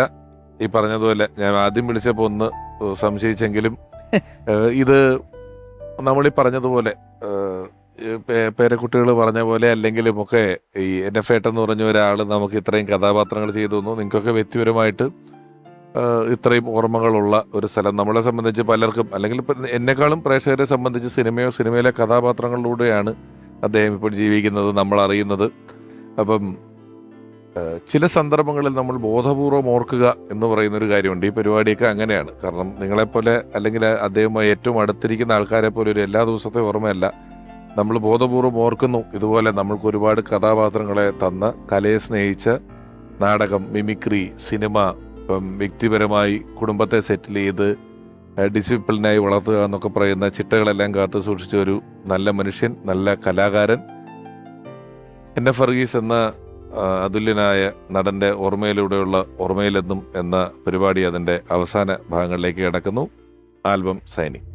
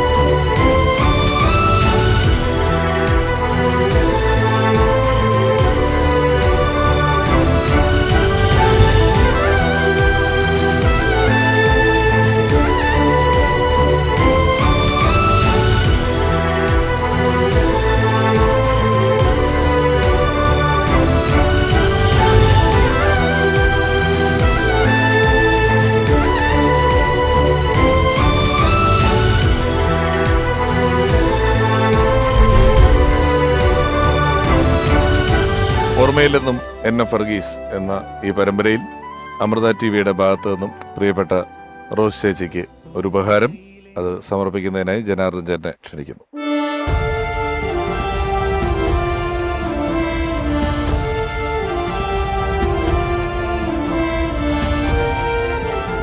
ചെയ്തതിലേറെയും വില്ലൻ കഥാപാത്രങ്ങളായിരിക്കുകയും ആ കഥാപാത്രങ്ങളെല്ലാം പ്രേക്ഷകർ അംഗീകരിക്കുകയും എങ്കിലും വില്ലൻ കഥാപാത്രങ്ങളെയാണല്ലോ അവതരിപ്പിക്കേണ്ടി വന്നത് എന്ന ദുഃഖമുണ്ടായിരിക്കുകയും ചെയ്ത ഒരു കലാകാരൻ. ചെയ്ത നല്ല കഥാപാത്രങ്ങളിൽ പലതും ആളുകൾ കണ്ടില്ലല്ലോ എന്ന ദുഃഖവും മനസ്സിൽ കൊണ്ടു നടന്നൊരു കലാകാരൻ. ഇത്രയൊക്കെയാണെങ്കിലും നമ്മൾ ഓരോ പ്രേക്ഷകരുടെ മനസ്സിലും കലാകാരൻ എന്ന നിലയിലും വ്യക്തി എന്ന നിലയിലും വളരെയധികം ഇഷ്ടം തോന്നുന്ന ഒരാൾ. NF വർഗീസ് എന്ന അതുല്യ നടന്റെ ഓർമ്മകളുമായി മുന്നിലേക്ക് പോയ ഓർമ്മയിലെന്നും NF വർഗീസ് എന്ന ഈ ലക്കം ഇവിടെ പൂർണ്ണമാകുന്നു. അടുത്ത ലക്കത്തിൽ നമുക്ക് വളരെ പ്രിയപ്പെട്ട മറ്റൊരാൾ.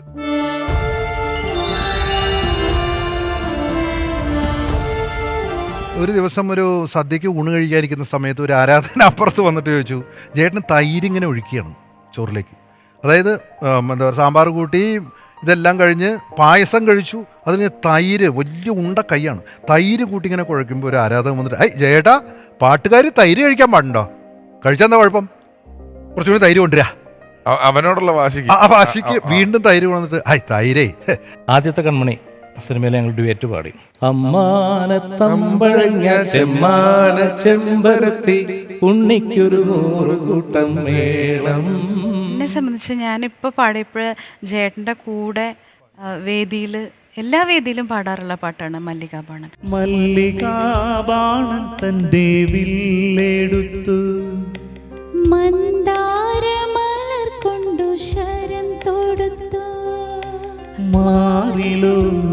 ചേട്ടൻ്റെ അടുത്ത് ചിറ്റൂർ ഗോപിച്ചേട്ടൻ ഭയങ്കര ബന്ധമാണ്, ലിറിക്സിസ്റ്റ് ഗോപിച്ചേട്ടൻ. അപ്പോൾ ഗോപിച്ചേട്ടൻ പറഞ്ഞു, അറിഞ്ഞില്ലേ ചേട്ടാ ബിജു ഇപ്പോൾ മൊബൈൽ ഫോൺ എടുത്തിട്ടുണ്ട്. ഞാൻ അറിഞ്ഞു, അവനിപ്പോൾ സ്റ്റുഡിയോയിൽ തോക്കും കൊണ്ടാണ് വരണേന്ന് ഞാൻ അറിഞ്ഞു. വലിയ മൊബൈൽ. ഈ NF ഏട്ടൻ എന്ന് പറഞ്ഞ ഒരാൾ നമുക്ക് ഇത്രയും കഥാപാത്രങ്ങൾ ചെയ്തു തന്നു. നിങ്ങൾക്കൊക്കെ വ്യക്തിപരമായിട്ട് ഇത്രയും ഓർമ്മകളുള്ള ഒരു സ്ഥലം. നമ്മളെ സംബന്ധിച്ച് പലർക്കും, അല്ലെങ്കിൽ ഇപ്പം എന്നെക്കാളും പ്രേക്ഷകരെ സംബന്ധിച്ച് സിനിമയിലെ കഥാപാത്രങ്ങളിലൂടെയാണ് അദ്ദേഹം ഇപ്പോൾ ജീവിക്കുന്നത്, നമ്മൾ അറിയുന്നത്. അപ്പം ചില സന്ദർഭങ്ങളിൽ നമ്മൾ ബോധപൂർവം ഓർക്കുക എന്ന് പറയുന്നൊരു കാര്യമുണ്ട്. ഈ പരിപാടിയൊക്കെ അങ്ങനെയാണ്. കാരണം നിങ്ങളെപ്പോലെ അല്ലെങ്കിൽ അദ്ദേഹവുമായി ഏറ്റവും അടുത്തിരിക്കുന്ന ആൾക്കാരെ പോലെ ഒരു എല്ലാ ദിവസത്തെ ഓർമ്മയല്ല. നമ്മൾ ബോധപൂർവം ഓർക്കുന്നു. ഇതുപോലെ നമ്മൾക്ക് ഒരുപാട് കഥാപാത്രങ്ങളെ തന്ന് കലയെ സ്നേഹിച്ച് നാടകം, മിമിക്രി, സിനിമ, ഇപ്പം വ്യക്തിപരമായി കുടുംബത്തെ സെറ്റിൽ ചെയ്ത് ഡിസിപ്ലിനായി വളർത്തുക എന്നൊക്കെ പറയുന്ന ചിട്ടകളെല്ലാം കാത്തു സൂക്ഷിച്ച ഒരു നല്ല മനുഷ്യൻ, നല്ല കലാകാരൻ NF വർഗീസ് എന്ന അതുല്യനായ നടൻ്റെ ഓർമ്മയിലൂടെയുള്ള ഓർമ്മയിലെന്നും എന്ന പരിപാടി അതിൻ്റെ അവസാന ഭാഗങ്ങളിലേക്ക് കിടക്കുന്നു. Album signing.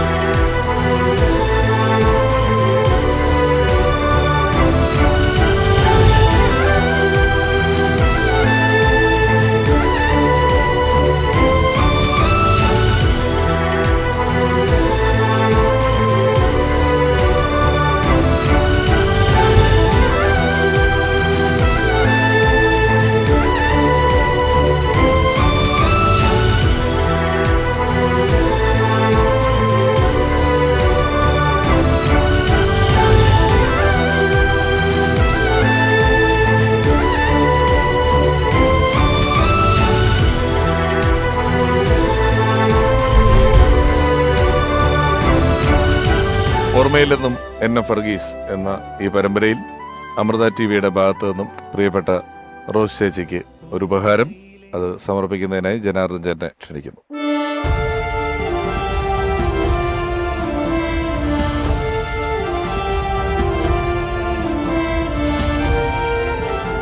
ചെയ്തതിലേറെയും വില്ലൻ കഥാപാത്രങ്ങളായിരിക്കുകയും ആ കഥാപാത്രങ്ങളെല്ലാം പ്രേക്ഷകർ അംഗീകരിക്കുകയും എങ്കിലും വില്ലൻ കഥാപാത്രങ്ങളെയാണല്ലോ അവതരിപ്പിക്കേണ്ടി വന്നത് എന്ന് ദുഃഖമുണ്ടായിരിക്കുകയും ചെയ്ത ഒരു കലാകാരൻ.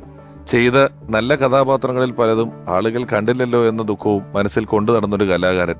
ഇത്രയൊക്കെയാണെങ്കിലും നമ്മൾ ഓരോ പ്രേക്ഷകരുടെ മനസ്സിലും കലാകാരൻ എന്ന നിലയിലും വ്യക്തി എന്ന നിലയിലും വളരെയധികം ഇഷ്ടം തോന്നുന്ന ഒരാൾ.